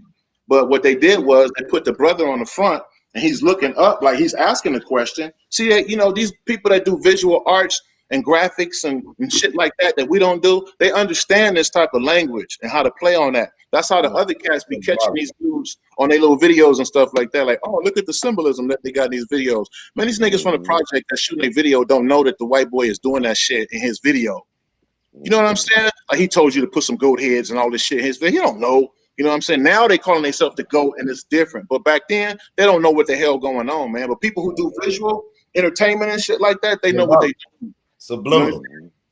So, but you got to remember though, Stacey. I mean, Spirit with the whole time that they was running that propaganda of Democratic, they had just kicked this out. Like we was talking about the Republican, and the only point I was trying to make is, as soon as we lost the Republican, them 150 brothers lost Republican seat, came like the very same year came the Jim Crow laws. That same year, 1865, was the beginning of the Jim Crow laws, only because they didn't want you to repeat and go back to that greatness that you once was. Right. This is what young brother Wild Indian is trying to explain to people. This part right here. Watch this. And I explain this because I've never read that book. So what be coming out of my eye be coming out of my third eye. He just gonna put terms for you. So being honest, like I call out shit that I see. But go ahead, brother. Definitely. And you all the way on it. You all the way on it. So you had these little different breakdowns that happened. So let me go through the breakdowns that happened. The first one was, let me explain Frederick Douglass. Frederick Douglass, of course, we know he was in Maryland. He went and got free, right? After he went and got free, he became like an abolitionist, right? And the abolitionist people, they try to hire him to do a lot of their speaking for him and stuff like that. And so Frederick Douglass, he said Douglass's first year of freedom, he studied at the feet of abolitionist William Lloyd Garrison. He taught him that the Constitution was a pro-slavery document. Douglass accepted this claim, and his early speeches and writings reflected that belief. So once again, a white man is telling a black man, so to speak, quote unquote, right? Just using that for, conversation purposes. White man is teaching the black man once again how to interpret the Constitution. And so Frederick Douglass, accepting what the white man is saying, started making speeches according to what he was saying. So it says Douglass accepted his claim, and his early speeches and writings reflected that belief. However, Douglass later began to research the subject for himself. He read the Constitution, he read the writings of those who wrote the Constitution, and what he found revolutionized his thinking. He concluded that the Constitution was not a pro-slavery, but an anti-slavery document. He explained, I was on the anti-slavery question, fully committed to the doctrine touching the pro-slavery character of the Constitution. I advocated it with pen and tongue according to the best of my ability. Upon the reconsideration of the whole subject, I became convinced that the Constitution of the United States not only contained no guarantees in favor of slavery, but on the contrary, it is in its letter and spirit an anti-slavery instrument, demanding the abolition of slavery as a condition of its own existence as a supreme law of the land. Here was a radical change in my opinions, brought directly when I escaped from slavery into contact with a class of abolitionists regarding the Constitution as a slave-holding instrument. It is not strange that I assumed the Constitution to be just what their interpretation made it, but I was now conducted to the conclusions that the Constitution of the United States was not designed to maintain and perpetuate a system of slavery, especially as not one word can be found in the Constitution to authorize such belief. Okay, so Frederick Douglass ran from slavery, got to kicking with the white boys who was against slavery, and they started teaching him that the Constitution of America was a pro-slavery document. When he read it for himself and read the people who what he said, he read the writings of those who wrote the Constitution. He read their writings, and then he considered that it was an anti-slavery document. All right, so now next we're gonna go into the Constitution being an anti-slavery document, and then the anti-slavery founders argued that the South was going to. No, we're not going there. We're going right here. We're gonna go to part two.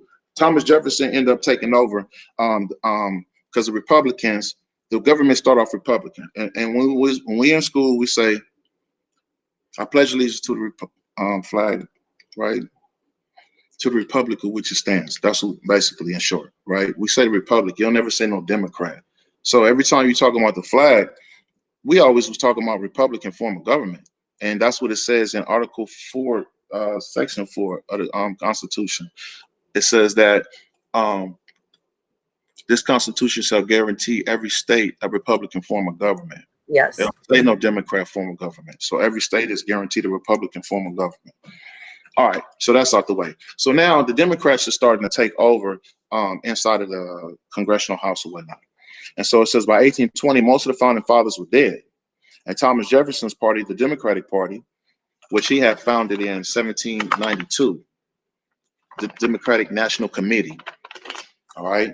By 1820, most of the founding fathers were dead, and Thomas Jefferson Party, Democratic Party, had become the majority party in Congress. With this new party in charge, a change in congressional policy emerged. Recall that the 1789 law prohibited slavery in the federal territory. So in 1789, when the Constitution of the United States was ratified, it prohibited slavery in the federal territories. In 1820, the Democratic Congress passed the Missouri Compromise and reversed the earlier policy, permitting slavery in almost half of the federal territories. Several states were subsequently admitted as slave states. And for the first time since the Declaration of Independence and the Constitution, slavery was being officially promoted by congressional policy. That's in 1820. That's after the Democrats take over. They're promoting slavery. It didn't start off like that. They're promoting slavery. We all know that according to American history, the Nantucket Crispus Attucks, the Black Indian, is the one who started and kicked off the Revolutionary War. It's all because of him and his party of men. Okay, so, and then right here, they're admitting that everything was a Republican form. Basically, it wasn't no slavery until these Democrats started coming in and started trying to take over. And so it says, and then they forcing the other states, because they're in the South, to be a part of that. I was reading earlier the first letter that Frederick Douglass wrote to his ex-master, and he like loved this dude. He said, "I love you. Like, how your kids doing? I really miss them.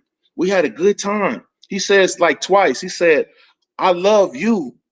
I hate slavery." So I'm like, and then he says it again. So he's saying, basically what he's saying is this right here. He's saying, I like y'all, but I don't like the South because of y'all laws.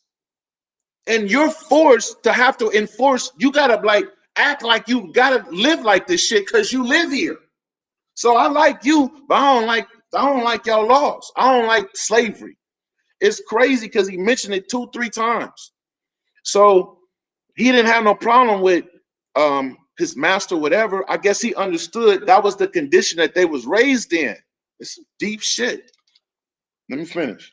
So,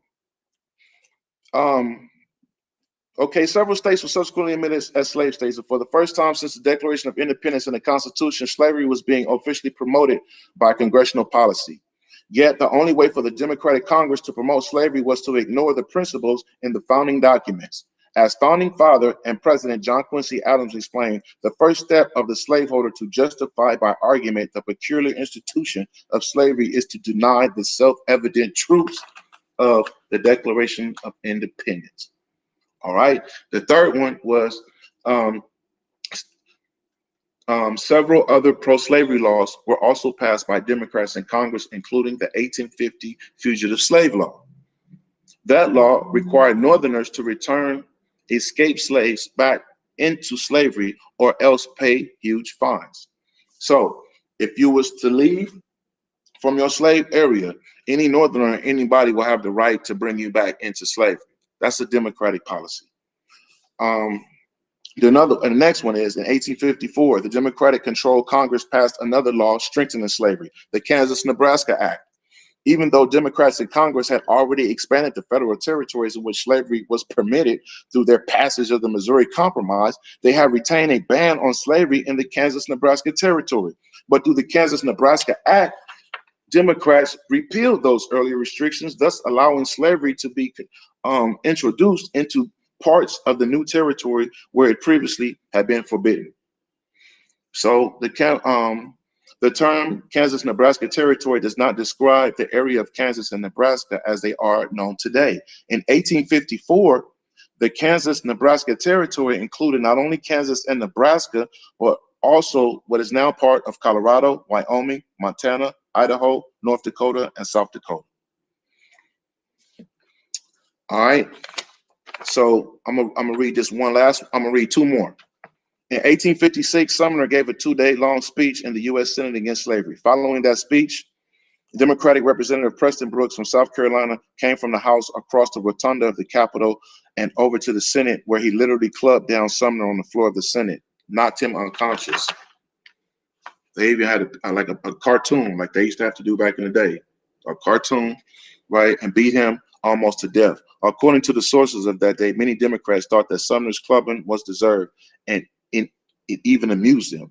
It was 3.5 years before Sumner recovered his health sufficiently to return to the Senate. And not surely surprisingly, the first speech he delivered on his return to the Senate was against slavery. What happened to the Democrat Preston Brooks following his vicious attack on Sumner? He was proclaimed a Southern hero and easily reelected to Congress.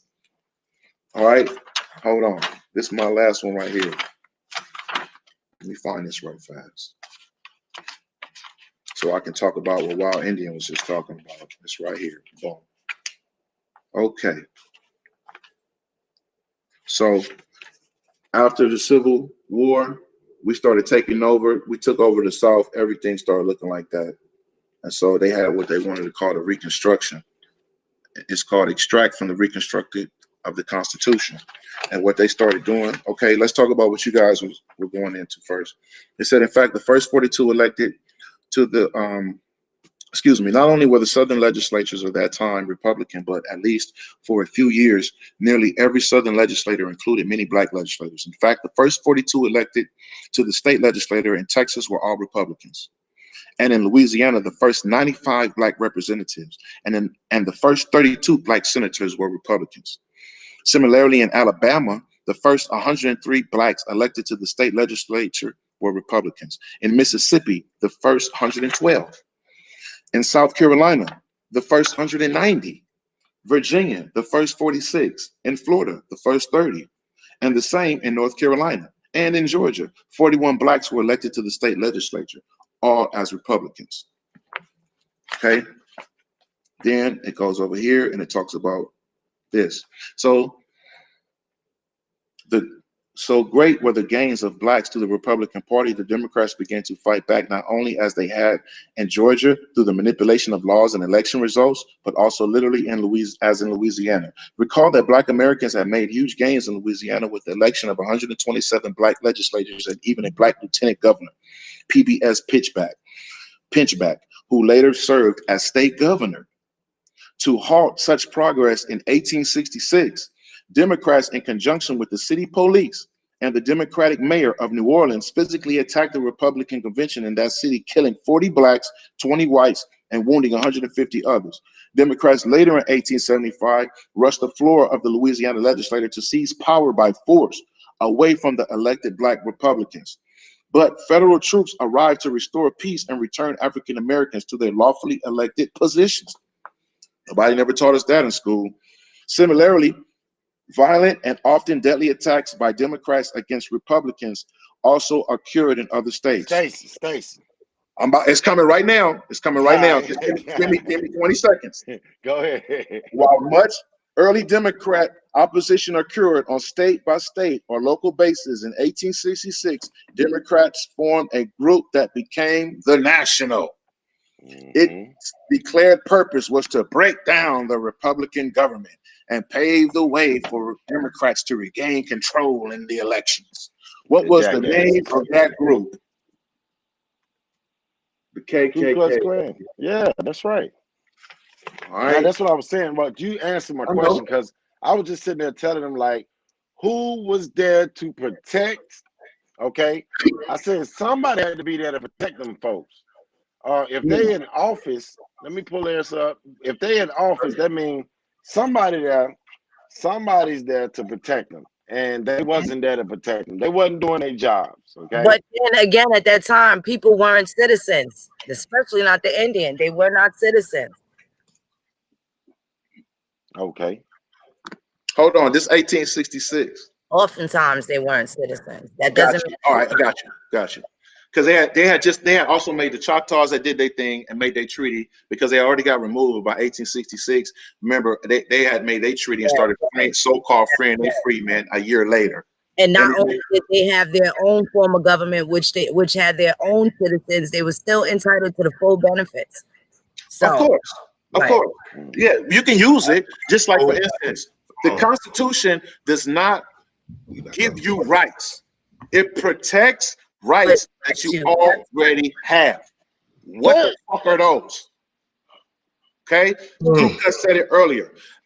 Robert B. Taney, which is a great judge. He the one who structured everything that we know to like be the foundation of supreme law according to the Constitution. But in the Dred Scott case, which caused the Civil War, Judge Robert B. Taney said what?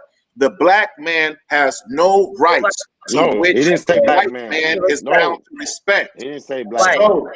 He didn't everybody say else black took man. that like, oh, the nigga tripping. Fuck that, it's a war. He didn't say black man. Not listening. He said the black man has no rights. He didn't say we never gave him none, or he's not saying that. He's saying, what is your rights, nigga? I thought he said African. I thought he said the African. I thought he what are said your the rights? I thought he said the African, not the black man. He said the African has no rights. Whichever one he said. I think in this book he said the black man. Hold on, it's right here. He might have said the African. Let me see what he said, because it's right here. Declaring that blacks were not persons or citizens, but instead were property and therefore had. Hold on. Where's the quote? Where's this quote? Hold on. From the judge. Yeah, that's from the judge. I'm trying to find this quote right fast. Hold on, give me a second. Because while you looking for that, it was people during slavery time that was running away from plantations, going to the courthouse, telling them folks, I'm Indian, I'm not no damn African. And them folks was winning their cases. And that was even before the 1800s. That's in the 1700s. I got just about 70 of those cases. 1800s. That's right. I got about 70, and it ran through the 1800s. You're exactly correct. They're on my Facebook. Oh, let me try to find this quote, though. You're right, though.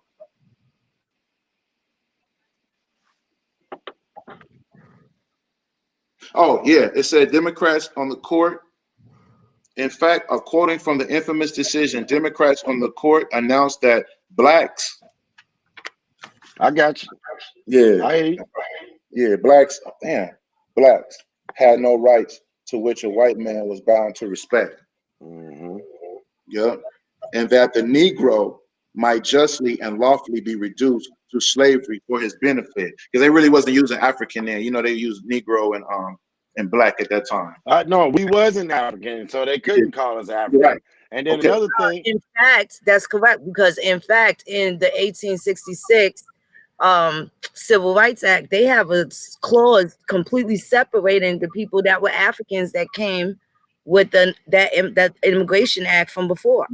They do have stuff where they mention Africans, though, like he said, but just not on that specific act right there. Because what that was talking about was the Dred Scott case. Dred Scott, I think he was him and his wife, I think, were owned by a doctor in Maryland or something like that. And then the doctor went to they was in Missouri, I believe. No, I'm saying, listen. The doctor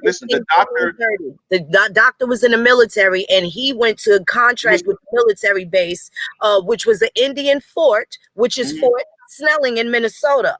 When that particular doctor died, he was somebody else, and that doctor was an Army surgeon. I can't think of the name, but Scott married his wife, but he was on the 1850 census in Halifax, North Carolina, listed as mulatto and insane as his condition. So by the time he went back to was taken to Missouri, he was already free. Yeah, well, just what I'm trying to say. What I'm trying to say is, he contracted with them, and he was able to marry Harriet Robinson. She lives next door to him, the woman that he actually married out in Fort Snelling, but they didn't recognize their marriage in North Carolina. You talking about Dred Scott or the doctor? Dred Scott. Okay. Yeah, what I'm saying is, like in the case, just what you're saying. He was a doctor. He was being moved around. That's how Dred Scott got left in St. Louis, Missouri, because the doctor moved around and he trusted Dred Scott. You have a lot of that, you know. Slaves was doing what they wanted to do. They went to work. They just came back and gave their money up. You know what I'm saying? So Dred Scott was left there, and that was a place where it wasn't no slavery because it was above the Mason-Dixie line, right? So it wasn't no slavery. So Dred Scott, when the doctor died, his brother and them collected his property, and tried to go over there and collected the property, but they're in free territory. So they're like, it didn't work over there, basically, and they lost. What happened was Dred Scott finds himself trying to go over there where he had and go sue them. For what? I want to sue you, nigga, for back pay. That's right.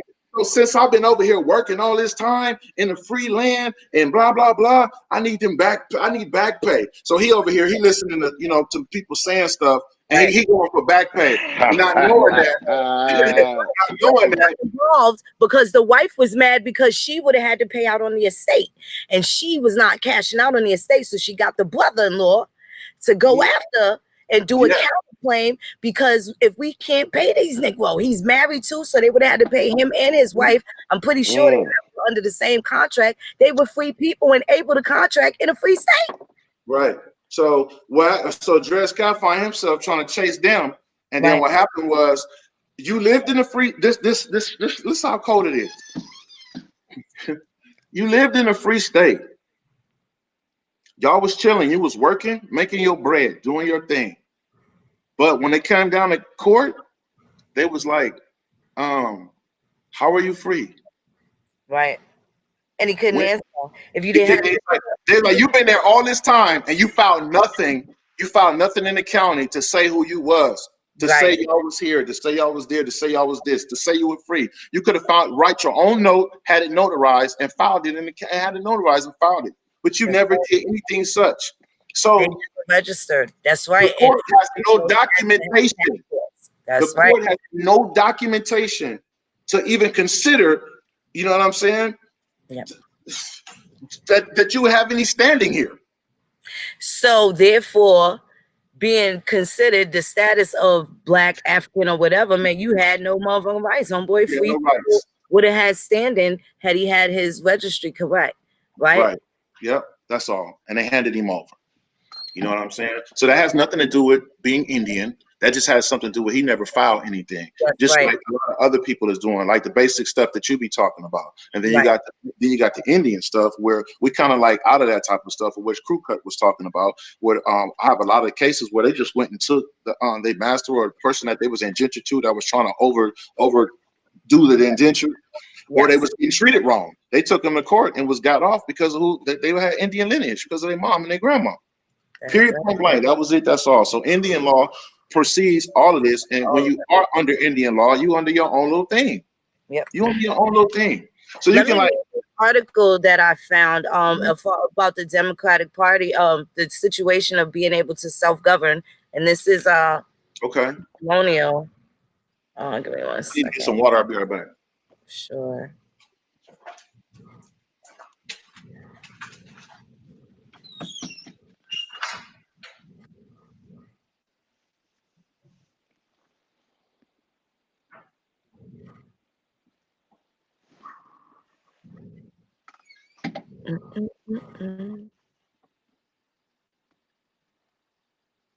Okay, here we go.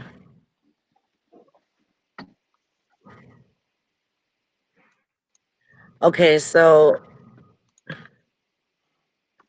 hold on, I got mad tabs open. Let's do this. Okay.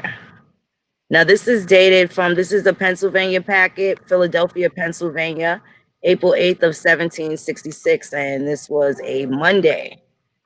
Wait 1 second.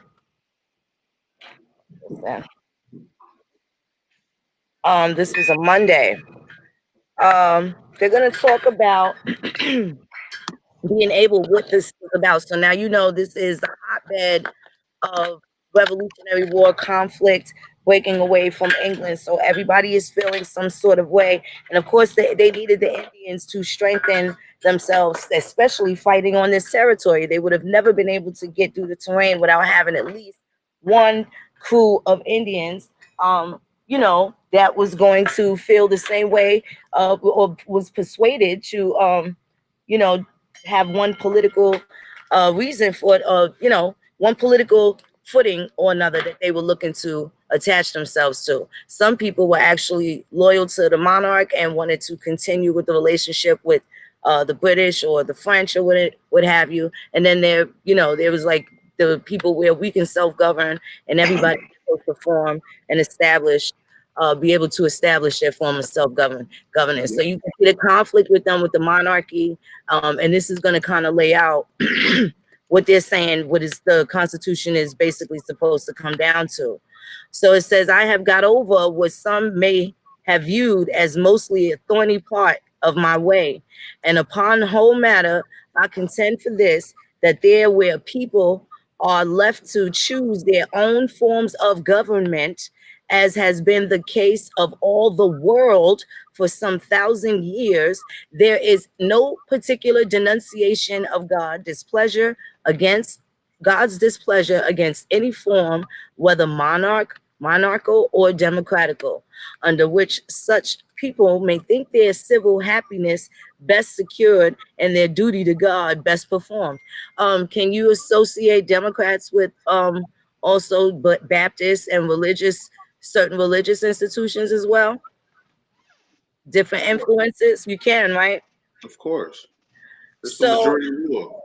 that's right. And this is why in every state constitution of the United States, it has something about God or the Almighty or some sort of creator in the preamble, right? And I particularly enjoy the states that in their preamble say creator, because that means that my parents would still be my authority. They are the creator of me. I have to have my own interpretation.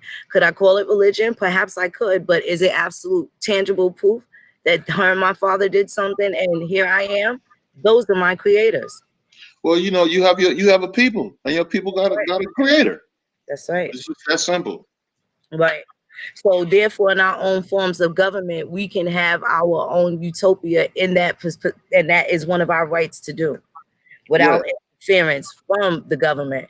It turns out that with some of the way that things have been going and the way the churches have affected the community of people of color, whether any denomination, because there was still a lot of the Christians were, a lot of the Indians were either Catholic or Christian.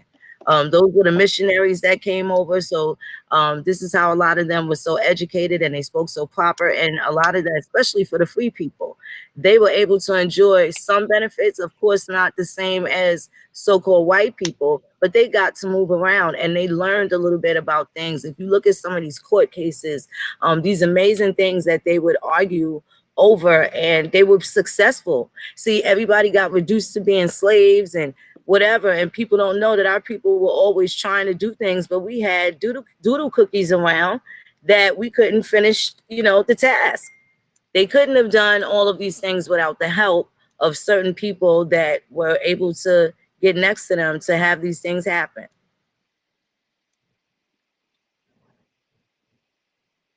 Facts. Sorry, I got a call. Bringing that heat tonight. Yeah, I was just trying to, give a little bit of insight on. Now, what was the name of that book? This book is American History in Black and White by David Barton. David Barton got that one show shut down. I forgot what show that was. That he started coming on. Barton. You said David Barton. This guy right here, Christian white dude, good Christian Barton. guy. Yeah, right. Barton. David Barton. Yeah, Barton. Yeah. That guy. Yeah, that guy. Yeah. Yeah. So this guy, bro, he was like, this dude. What happened was he was he does history, right? And then he's on YouTube. He went to interview somebody, I think in the state office in Texas, and he was in there looking at all the pictures on the walls, and then he was like, okay. Then he went to this one room. They had him about to speak to some senator or something like that. Then they moved him in another room. He was sitting in the room. He said, as he was in the room, he said, I'm like a historian, so I was just looking around, and he said, I noticed they had a bunch of pictures under the stairs. They had the staircase going up, and under the stairs they had a bunch of like frames. He could see the frames, and it was all covered up. He said, so he went over there and he pulled the thing off, you know what I'm saying? And he started looking at the pictures, and the pictures were of all of those, those black Republicans, you know what I'm saying? And he was like, so the guy came back in, he said, before he interviewed him, he was like, yo, who are these people right here? And he said, oh, that's the old government. And he said, the old government, he said, of Texas? And he was like, yeah, Texas. And he said, what do you mean? He said, well, that's the old republic. He said, listen, if that's the old republic, he said, hold on, are that why those some pictures are missing on the wall? He said, hey, look, I'm a Texan, okay? And I want to know everything about Texan. I'm a proud Texan. You know what I'm saying? And if it shouldn't be no history missing, no matter who it is. You know what I'm saying? And he said that's when he got pissed and started writing that book, and he started going in. You know what I'm saying? He started going in. So that's what happened. But the book is called American History in Black and White. Yeah, and it's a lot of good white people out here, man. A lot of good white folks, man, do a lot of good things, man. Right. Man, I was looking at some of them the Underground Railroad stuff, man, and just listening to certain stories and people who got away, and certain this one white lady who got this house that her grandpa used to own. You know what I'm saying? She used to man, they used to be going through some stuff, man. Her granddaddy did a lot, man, taking people from Kansas all the way to Canada, man. He was crazy. I mean, it was just and these white people that was getting knocked out behind us. Okay, look, watch this. Look how dangerous. I mean, man, some dangerous stuff out here, man. But we got to know how to protect our own and go back to our own, have our own stuff. That's the absolute facts. Push our own law. Let me find this postcard right here. This stuff is dangerous, boy. It was about those clans. Hold on. Because if you was dealing with us or voting for us like that, after they would change the booths and stuff like that, they would put these postcards out. And the postcards will have your face on there. Everybody, that was your hit. If it's 50 y'all, have me, you, Phoenix, Wild Indian, we got everybody on there. You know what I'm saying? Kill them niggers. Yeah. Where this thing at, man? Man, y'all had me. I was the one fighting back, though. I was the one giving them the blues. Y'all had me going everywhere looking for this book, man. I was like, "Where is that book?" I was like, "Ah." While y'all was talking, here it go. You see that? Right. Yeah, boy. Let me see what year that was. Oh boy, they'll put your 1868. See that? 1868. They'll put your name on the postcard, and it's everybody on there. It's us. Yeah. Folks, you know what I'm saying? Yeah. A lot of folks don't know that. Yeah, they want to kill us all. And that's what I was saying. Like, who was there to protect those folks once those postcards went out? It was somebody's job to protect those people. Well, you know, a lot of people don't realize Frederick Douglass was a U.S. Marshal also. He played the position of a U.S. Marshal. Now, that's a good question of who was supposed to protect those people, but they had states' rights as well. What state were they in? Did they that their rights were violated? Did they even file a complaint? Right? Did they win the vote by being popular in their community for whatever their surfaces were? Like, what was it that keep the man? Kill the Indian, save the man. Yeah, kill the Indian, save the man. So that's what you got going on. And at the same time, they already had enacted laws to protect Indian rights. But at the same time, as they were moving Indians out and then saying if you stay, you have to abide by our laws and become a mulatto, a mixed breed. You know what I'm saying? The misclassification of Indians. That's right. And then at the same time that they were doing that, they were giving you a reservation at the same time with your new Christian name. You know what I'm saying? That was the light skinned, because you got to remember, you wasn't able to go to the reservation if you had dark children. And a lot of families, a lot of mothers left and kept both of the kids. Like, she might have a light-skinned child and a dark-skinned child. She'll just say, she'll just say, forget the tribe to keep her children. And that's when she become misclassified right there. There's so many different variables. It was also law. You know what I'm saying? In the law. Because they didn't want to honor the treaty. So calling them Indian, even in the Walter Plecker letter, even though they used the Racial Integrity Act to produce a law that said that they wanted to be white, it wasn't that. He said, although they much prefer to be called Indians. He says they want to be called Indians. So how did he get it over on them, convince the Congress to pass that act? I just thought that was so. They want to be called Indians, but we want to do this law so they don't try to pretend that they're white. Right. Everything with them is a trick to hide their insecurities. You know, but always that two-way. With us, it's always a two-way thing. We have our own thing. We don't have to deal with nobody, and we have a thing also where your ass is on our land, and we can deal with you if we want to. That's right. That's all. So you don't get involved in the politics and all of that. Who I'm going to vote for and all of this. You know, your popular vote don't matter. It's only electoral votes and electoral colleagues that actually make all of that stuff happen. Just that stuff is all popularity to try to get our people to get more into into the white world. You're right, but whoever we go for, we wins though. If you ever look at it, whoever we choose and back, whoever we back wins. That's true. I'm just saying. What I'm just saying is, you know, that's your straw man, and all that stuff is commercial. The reality is your tribe and where your tribe at and your people and your land, and y'all doing us on the land. But it says commercial. All crimes are commercial. Yeah. Yes. Everything they do is commercial. Everything. They're not at home. Jaywalking, commercial. They're not at home. That's what we were just talking about. Like, for instance, look how that movie that we just played, how they try to play the trick, right?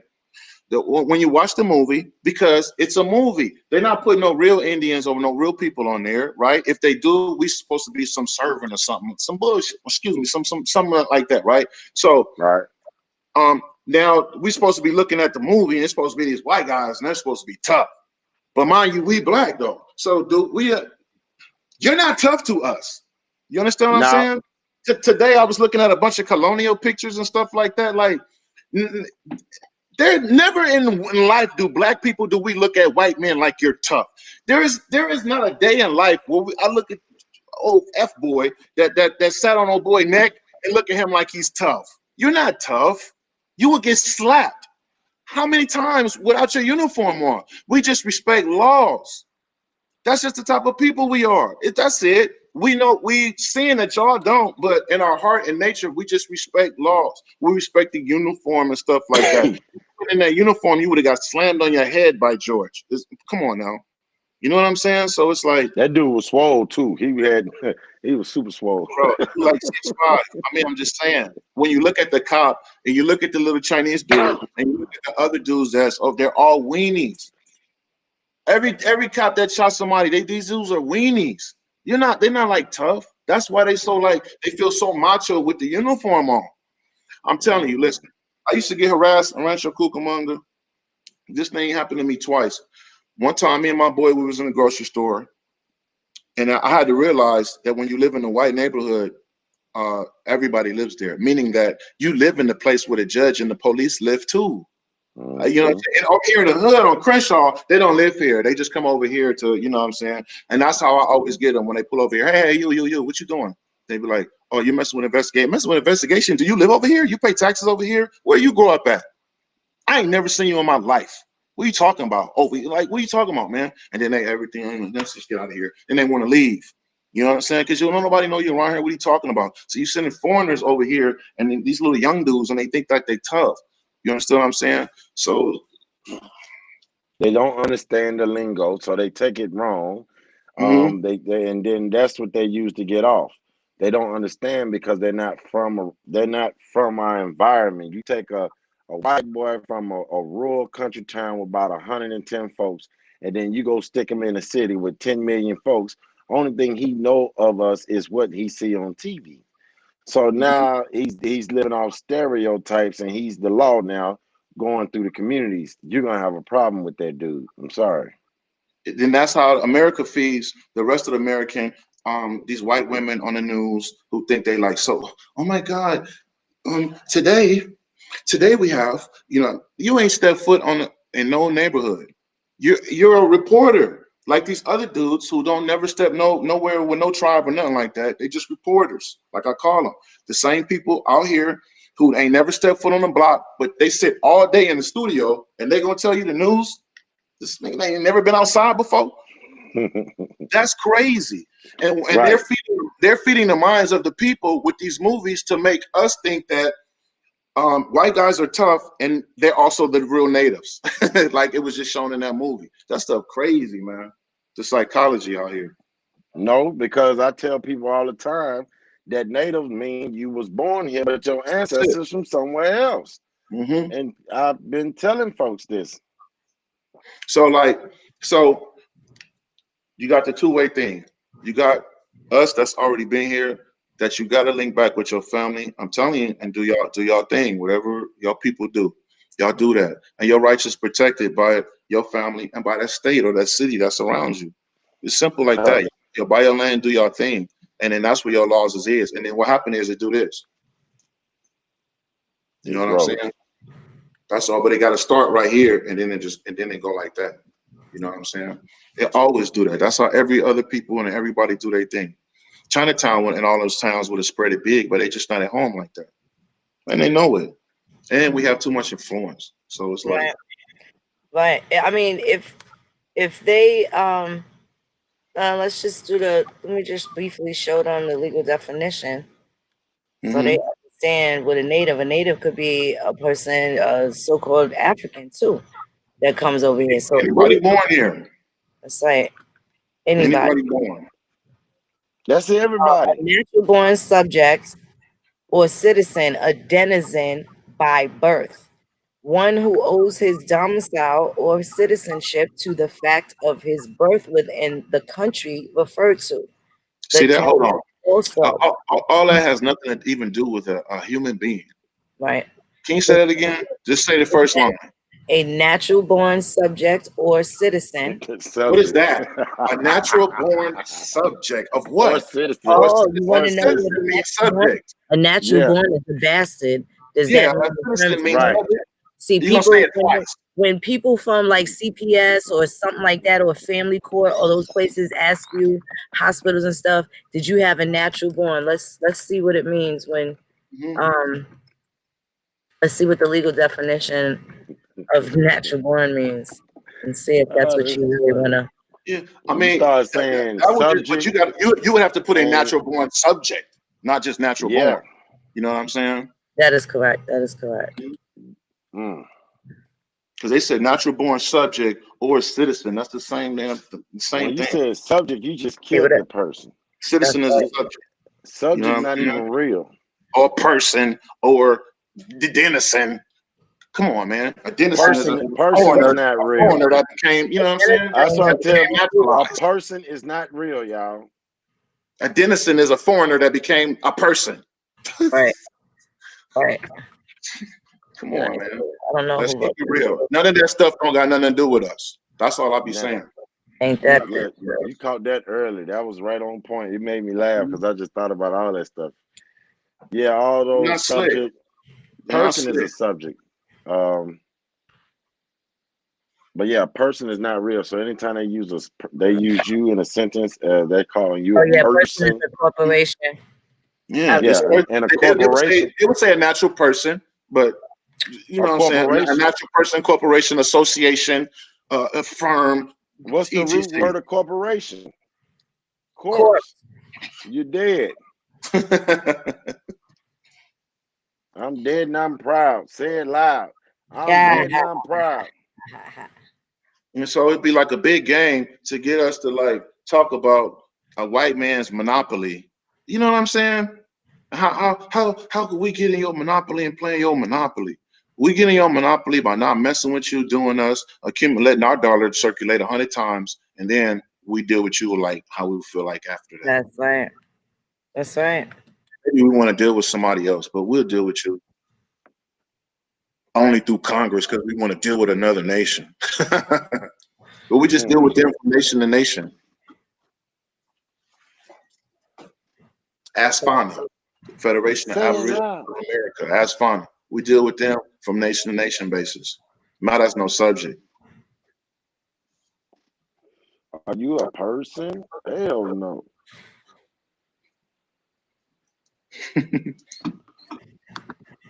At times you could be. Yes. Heck yeah. You should be at times. Others. At times you should be. At times you should be. That's correct. And I guess the objective is to know when you should be and when you're not. There we go, moms. There we go. Boom. So basically, what you're saying, you got to know when to be private and public. I don't want to say it like that because people confuse that with Moorish practices, but essentially, yes. Yeah, it is that. Words, that's exactly what it is. I would say public and Indian. How about that? Come on. We have private rights. My rights are different than. I like that. Public and Indian. You I make mean, your pick. Yeah. Those are the rights that I There she go again. There Yes, she go again. There she go again. They said there she go again. Bars. Public and Indian. Facts. Keep them bars. Sure. I don't even be trying either. That's the Aries in me, I think. I don't know. And the hip hop. Don't you know? That too. Come on now. That too. Tell you we hip hop. It's our generation. It's our culture. That's why they gotta forgive us. They gotta forgive us sometimes. You know, our mannerisms. Our mannerisms is hip hop. You got elders above us. They on some, you know, they on the OJs, and not saying we not, but I'm just saying, you know what I'm saying? We'll listen to Ice Cube in a minute. Not saying they won't, but I'm just saying, you know where we at. We right there in that middle. We right here. So, and we keeping this off, and we keeping that off. We just making sure everything in the middle. That's right. They want effects. Adaz effects. They want effects. Yeah, you know what I'm saying? Adaz effects. Like she was talking about De La Soul earlier and all that type of stuff, man. We love all of that. The world love that. Yo, believe it or not, back in the day, I don't care how humble they were, De La Soul was some gangster niggas. Like, you know what they carried in their backpacks back then? It was not no niggas nobody was fucking with. They didn't have to say one gangster word. Echo somewhere. Yeah, the niggas wasn't soft. Nobody was taking their chains. I'll tell you that much. With certain people, you have a totally different impression. They didn't have to have the toughness to really know, like, what you say, you know. Shout out to De La Soul.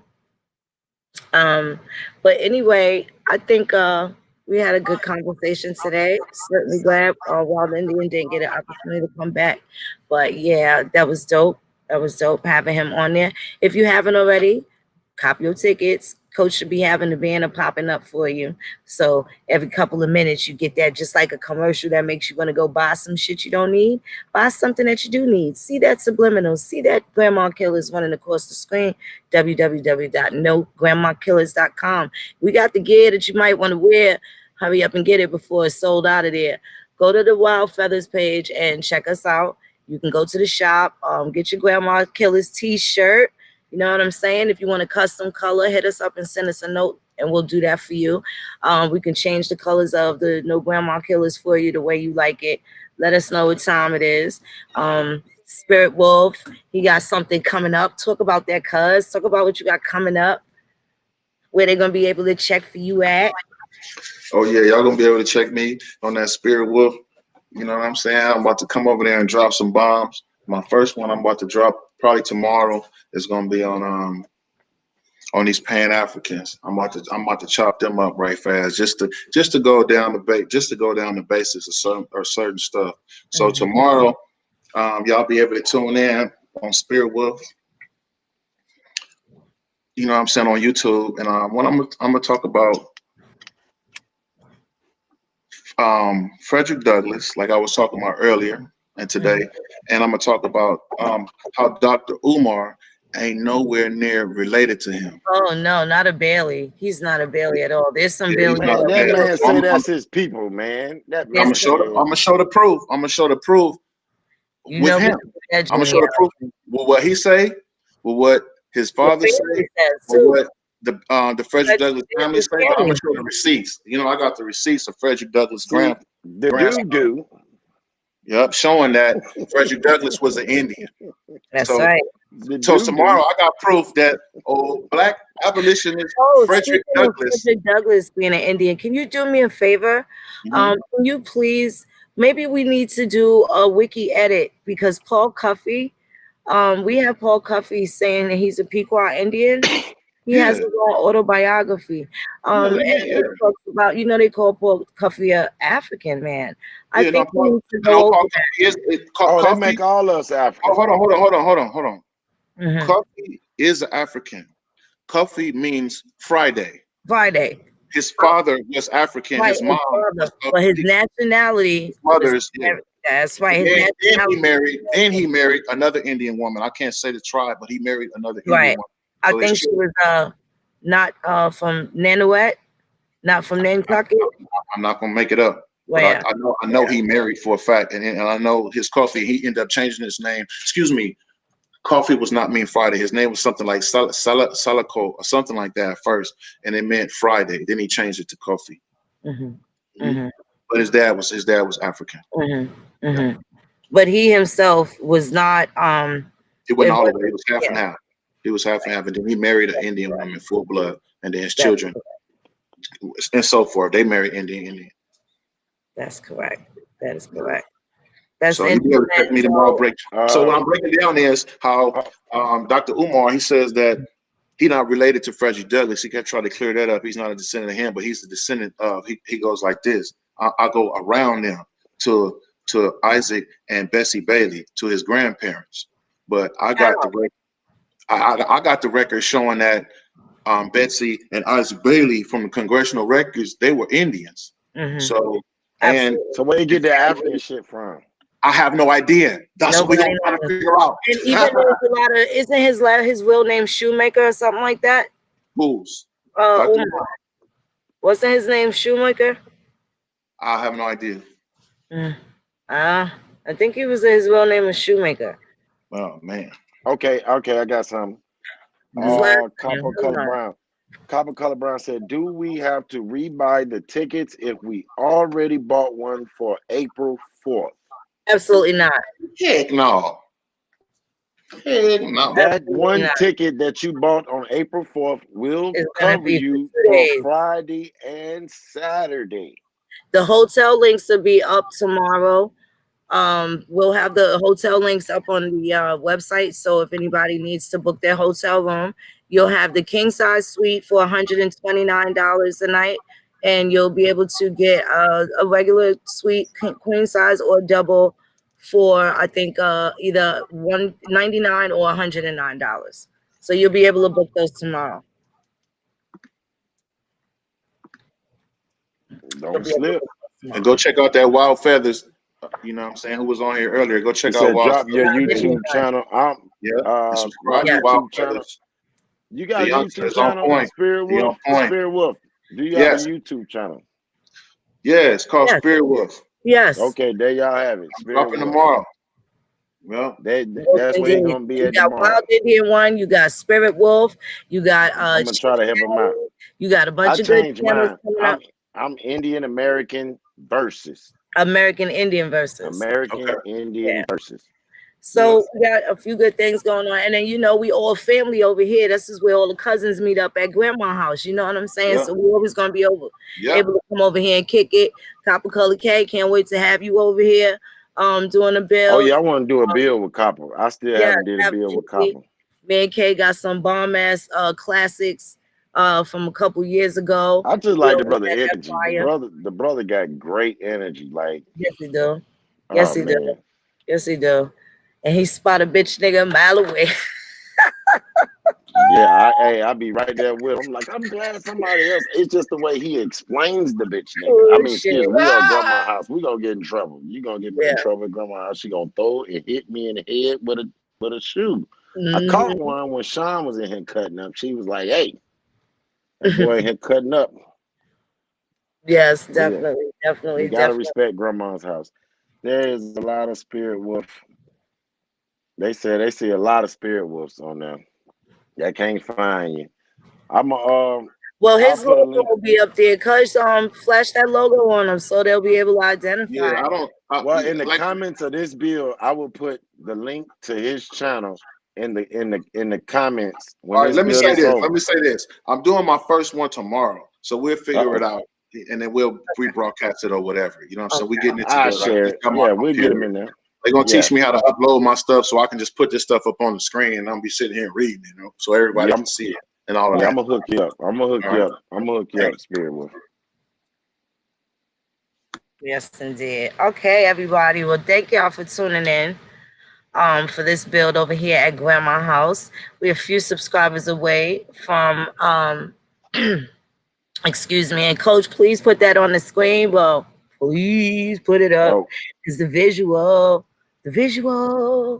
Talking about we got 996 subscribers left. Put that banner up for that www.nograndmakillers. Oh, that thing been sliding it's been sliding for a minute now. Oh, fantastic. Okay, I'm looking at a different interface. It's been scooting and getting. It's been scooting and getting. Any more questions? Yeah, I got a question. No, in the inbox or anything? I got one.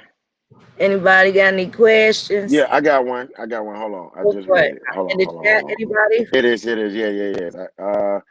Since we have been disconnected from our historical tribal nations, I got the answer for this too. Just let me finish reading it. What are the suggestions for nationhood moving forward? Come meet us at the No Grandma Killers tour, where you can get heads up, work with the people that's in the communities, different communities, and get some real solutions on how we can move forward. Because if we put it online, people gonna run amok of it. Folks gonna make packages of it, all types of stuff, and it's not a good look. We want to get out here and help people in their face, like yo, we here. We talking to you, and we really trying to help as many people as possible, and also grow relationships as we move from state to state. So we got a real big thing going. So just get yourself, because like I said, you can't put a lot of this stuff on YouTube. You can put a lot of this information, but what you actually working on and doing every day is not safe to do. Especially what we got going on. You got haters and jackals, try to be jackals all around us. So it's best to do what you do. And the other thing is also, like we always say, get that genealogy right, and then go link up with your people. Sometimes your tribe might be outside of the state, but if you Indian, and sometimes even if you're not, if you got that heart or whatnot, and you trying to kick it, just go to the nearest Indians that's in your state and go kick it with them. Not only that, your particular branch of that family may have moved into a different corridor or area after some sort of removal or some sort of instance or mass migration where they moved en masse ahead, trying to be ahead of a curve of a war, skirmish, or some sort of conflict that they were looking to avoid and establish somewhere else. So they did relocate. There's Lenapes that have actually went to Delaware, Indians that's also in Oklahoma. So you got to look for your line that follows over there. But there's still tons of Lenapes in the East Coast in their original lands that haven't went over there. So you got to make sure you know which branch of family is what. And that's also going to tell you what particular clan you were. And a lot of people are using those names haphazardly, Wolf Clan and this clan. Those really belong to somebody. Those are really their names. Right. Those they click names. That's they crew names. That's who was putting that work in for whatever reason they was feeling it was worth putting work in for. So a lot of that abuse needs to stop. Definitely ain't none of these dudes no chiefs. A lot of these dudes run around calling themselves chiefs and stuff. And it's a little unfair, especially when they don't have the chief details and affairs in order. You know what I'm saying? And a good chief is always going to look out for their people. They put their people first, not themselves. Not the people put him first, right? That's right. That's it. I don't know no chief that got time to do what we be doing. None. Absolutely not. Not no head chief. Not no head chief. You might be able to get them on once a year, head ass. Yeah, I mean, man, I'm gonna get beat up. But yeah, you can't. It ain't happening, bro. No. I'll be like, Blue Feather, can we get a word of inspiration? Because I love to hear her speak, but she got too much going. She be having too much going on. Like, you call, she calls and check on me. We call and check on. She be at court. She be doing it. So I'll be like, I'd be happy when we can get her, but I know she be super busy. Yes, indeed. I'm actually gonna call check on Chief Warhorse. I saw that they're gonna have some bad weather in Mississippi. It looked like they were going to be ahead of the curve. And in those areas, the entire Gulf areas are gonna have some flooding, perhaps. And I'm definitely gonna call and check on them. A lot of people they have to move their people to higher ground to avoid those conditions and some of the damage that could be done during those times. So we definitely got to check on all our people and stuff too. But this was a good build. We're gonna have plenty more. So much shout out to the people that's still doing what they're supposed to do, trying to live it right, respecting grandma and digging in those crates. We're gonna have the genealogy webinars going on for you soon. So everybody will be able to enjoy that. We'll be able to have at least 100 people at a time. And that is going to be where we give you the instruction on how to do it for yourself. This is going to be for the self-starters. There's nothing wrong with the people that don't have the time or the patience and they do want to pay to have it done. You'll certainly have that option. But we're going to start the webinars first for the self-starters that already have some things and they want to go a little further. We're going to work through those steps so everybody can be organized to it, because sometimes you can become a little disorganized and you'll be able to get better at it. So, and you can help other people do the same thing. You'll have something to show your family as well. Again, even though the 2020 census has passed, you should probably do one on your family every year. Document all the deaths, all the births, know the names and places where they were born. In this case, the hospital, we don't really have too many doulas and midwives. So you definitely want to make sure that you are paying attention to a hospital and documenting those things. So you should be involved actively in a lot of things that are going on. I'm also going to tell y'all, check these graveyards. Sometimes our ancestors, we don't know where they're buried at. You should also have that attached. When you're doing your family trees, you should also have where they're buried at. And the Find a Grave and billiongrave.com, they have a treasure trove. And sometimes, not for nothing, for the people that ain't shook, go and do a community service. If you're going through these cemeteries, if you pass any, and I personally wouldn't discriminate. I'd go in a Catholic cemetery and take pictures and see if they are uploaded. If they're not, then that way you can help other people that are doing their genealogy searches. You'll be able to help them and say, you'll be the creator of who found their ancestor. Right? So you can do that too, especially if you find those not necessarily unmarked graves. You want to dig up where the land is, like how Turtle Gang, they had this big rock cemetery for the Rock family in a movie documentary that he did on his family some years back. I don't know if you guys ever saw that, but that was a whole classic. And but those, you can document that, and that's something that they need to know. That was a family cemetery, and a lot of people don't realize that there are also deeds, and you can find them with either the mayor's office of wherever your ancestors were, or the city alderman's office. They may have had a plot that all of the Williams are supposed to, from this particular line, are supposed to be buried here. Right? All of the Johnsons from this particular line are all supposed to be buried here. So you can find your family cemeteries, and there may be some history on that only Indian veterans were buried in that cemetery that didn't want to go to, right, Arlington, which was later, much later on. So there's so many things that you can do. And we have laws in place that allow you to preserve. Now, what we need to do is have it amended, because it does say Native American, but they have their own reservation. So therefore, are they really talking to them, or is that a way for us to preserve our grave sites and, make sure that they are protected property as well? And we can have our own customs to burial. We'll talk about that later on in life, but definitely want to do that.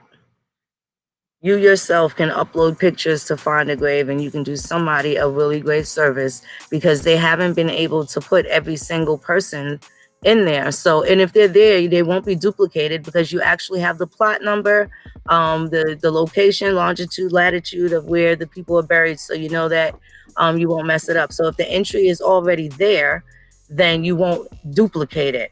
But if it's not there, then you just help somebody else find their folks. So anyway, it's a win-win situation. That's a situation that you can do if you ain't afraid of the cemetery.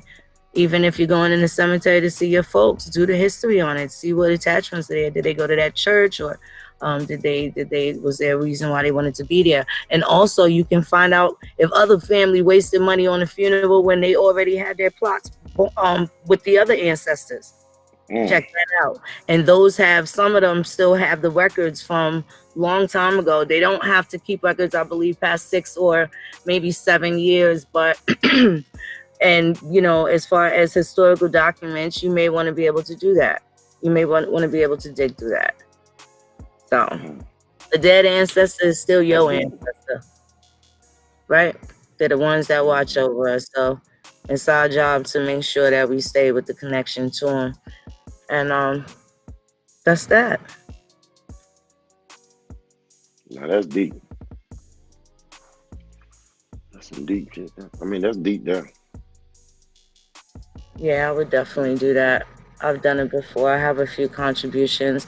In fact, we just found one of our aunts. And again, we have an uncle who's financially totally healthy, and he can afford to have any kind of funeral service that he'd like to have. But there was a plot already next to his sister, in the event of his demise, that he would be able to be buried next to her. And she would be one of the first siblings of my grandmother, of my mother, to be buried in, you know, outside of Virginia, and the, you know, the cemetery out of that generation. So any cemetery up outside of Virginia. So that was pretty cool to know that. But it has a list of the people that attended the funeral. This place actually had some of the documents, and it took them a while to get them, but they were still willing to help. Of course, they got new people there, certainly not run the same way it was in 1962. But you know, some family businesses have that big old basement with a whole bunch of stuff, and some people kept meticulous records: who showed up at the funeral, the people that signed the book, and that'll also help you establish relationships. So, and you see those names, and they traveled from wherever your grandparents were from. You can prove that those families.